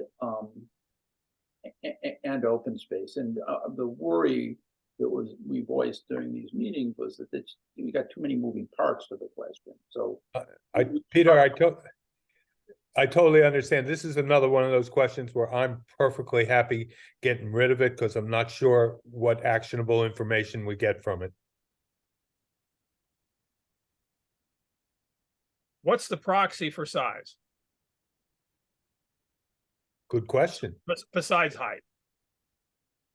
Besides height, it's FAR, it's density.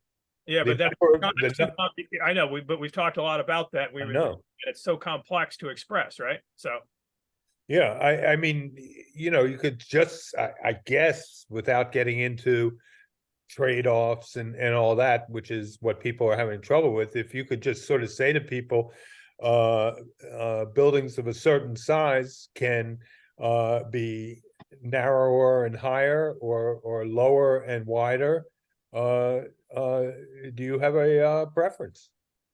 well, that's kind of what this does.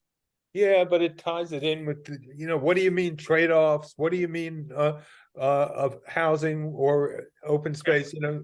All right, we'll try to clean it up, but okay, got it. Thanks. And I know that Cheryl's got her hand up, Stuart has her hand up again, and Elizabeth again. So Elizabeth and Stuart, if you want to talk again, stand by. I know Cheryl, you're new to this round. Go ahead.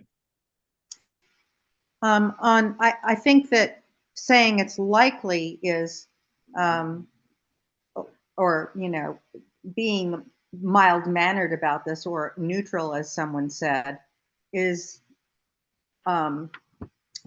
really minimizing the situation. I think it's necessary to say necessary. Trade-offs are necessary. And in fact, we do know that because we've been told it repeatedly by Dumped in ANC meeting after ANC meeting. The trade-offs are necessary. We've also heard it from Councilmember Fruman. It's not likely, it's definite. And the other thing that I personally feel is definite is that whoever develops this piece of property is going to make it as wide and as tall as zoning will allow it to be, because that's what we have all over Washington, D.C. That's how they're going to maximize their profit. And that's how they're going to get affordable housing if they do have to put it there. We've already been told that time and time again. So it's necessary. The trade-offs are necessary to put housing on that site, to put any housing on that site. Okay.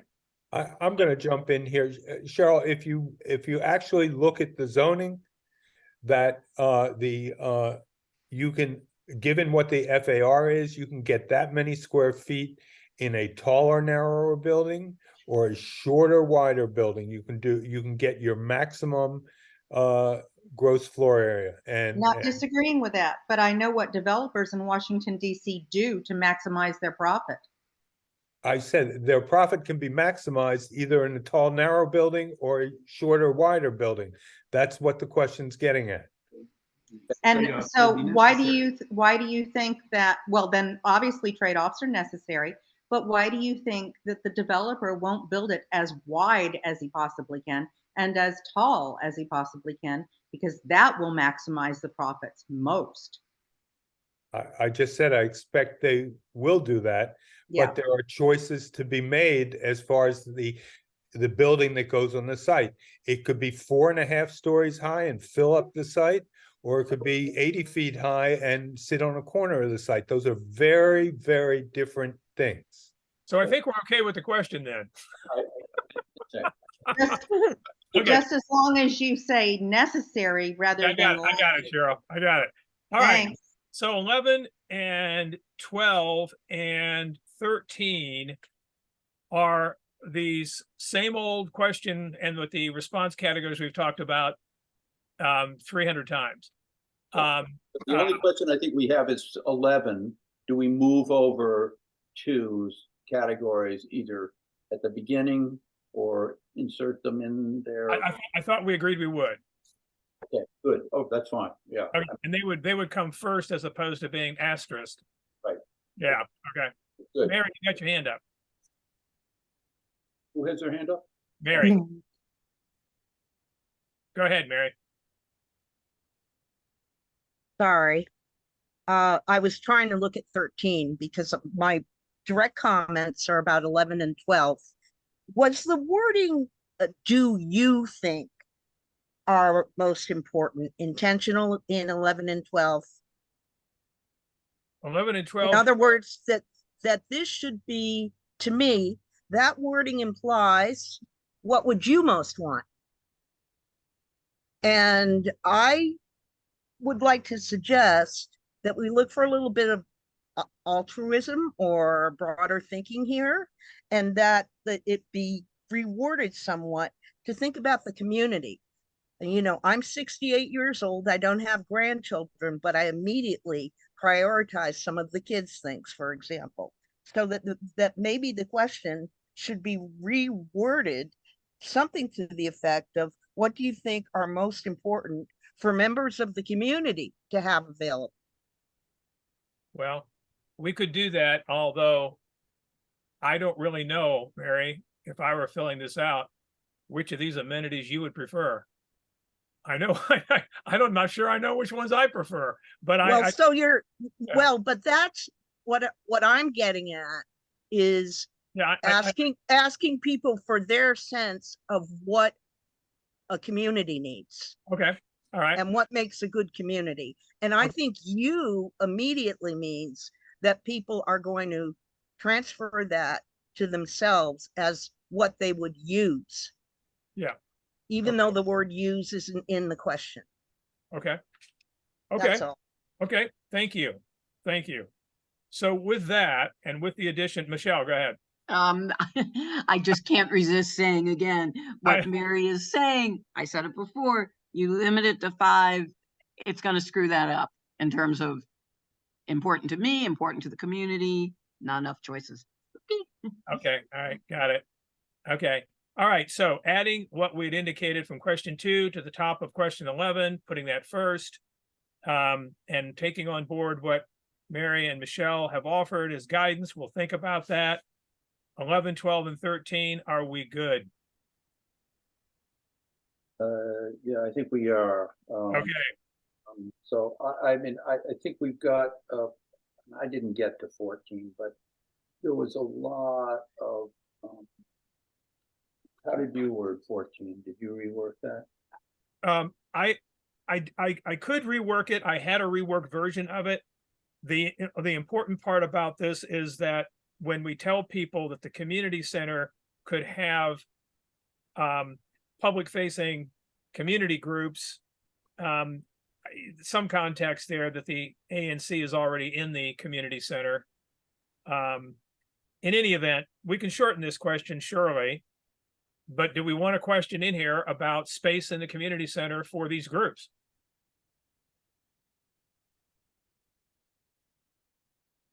I thought we did, and that's why we put it in here, right? Well, I think it's not just space in the community center, but space in the development. I mean, my thought when raising some of these issues was, and Andrea, you'll forgive me for assuming there might be an apartment building here. My thought was ground floor uses in an apartment building could complement things in the community center by having institutional public facing facilities instead of retail. Okay. So your change would be in the development. Yeah, in the development, right. Okay. The development could include the second sentence. Frankly, I don't think we need to advertise the fact that we have a county office. I mean, I don't think that's really important, but just could include offices for. Okay, I had an alternative version that was much shorter. It was 2 lines, and I can go back to that, and it mirrors the question number 15, the new one, that asks about retail, such as a cafe. And I know we're not talking about putting the Gap or Banana Republic in here, but we had thought about, Ron, you had mentioned this, right? You talked about it in the email today about the West End Library and whatever having a cafe, and it was dynamic and all that. So we thought we might ask this question. Do we want to do that? I think that's an important piece of information to for DEMPED and the RFP, if there is support for it. Now we say limited retail, such as an example, a cafe. So we're trying to be as brief but explicit as we can here.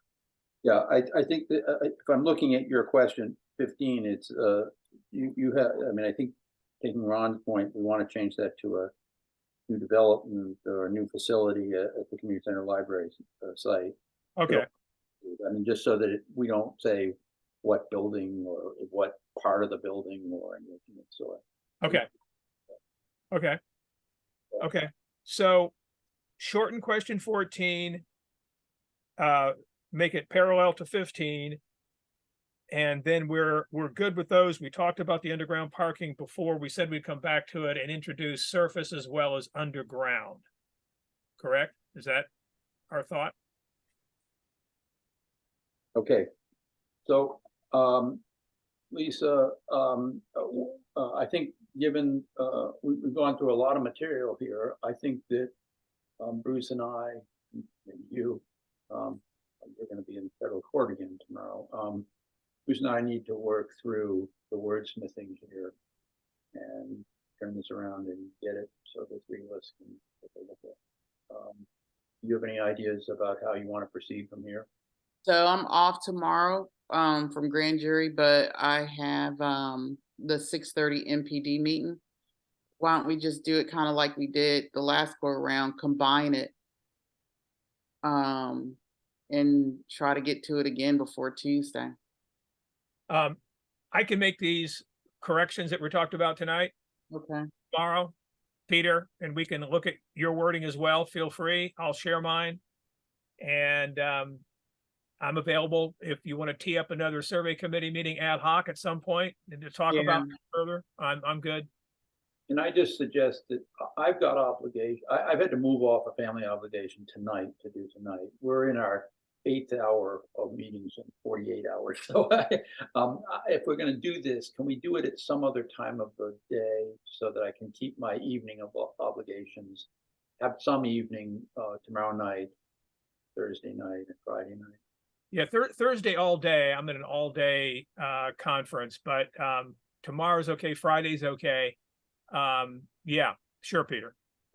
Tomorrow and Friday are not okay for me at 7 o'clock. They are okay earlier in the day, but I just I've got to keep some of these obligations. So shall we shoot for earlier in the day on Friday, 3 o'clock or whatever it might be?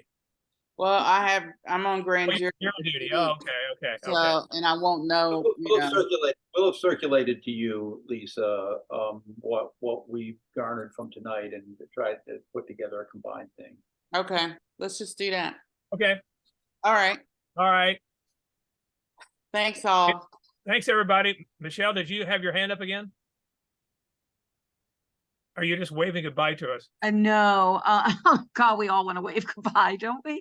So much so. For the last 2 nights. Anyway, just 2 little things. Again, getting back to this, if you throw in this thing about perceived positives, you know, the comment was made, oh, it'll enliven the block. Think of the apartment buildings south of Livingston or Military. Are those blocks lively? No. I mean, it's just, I'm just saying, it's sort of a sale job. That's all. And you need to really think about, is this, you know, really what is the result is going to be. Also, we had mentioned maybe in the background talking a little bit about current uses of the site. I particularly would like it if people could know that there's a summer camp there all day for 8 weeks, because I think a lot of people don't know that. So that's all. That's in my email to y'all.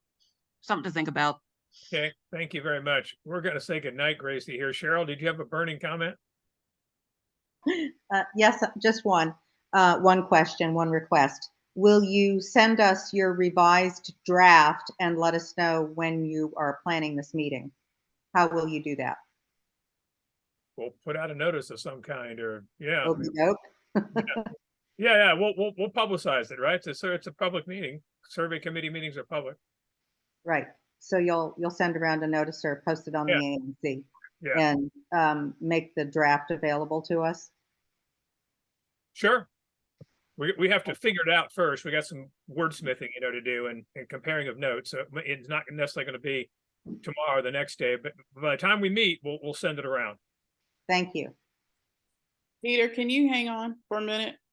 Sure. Just it's an email that came through I want to talk to you about. Okay. Bye. Thank you, everybody. Thanks, guys. Thank you, everybody.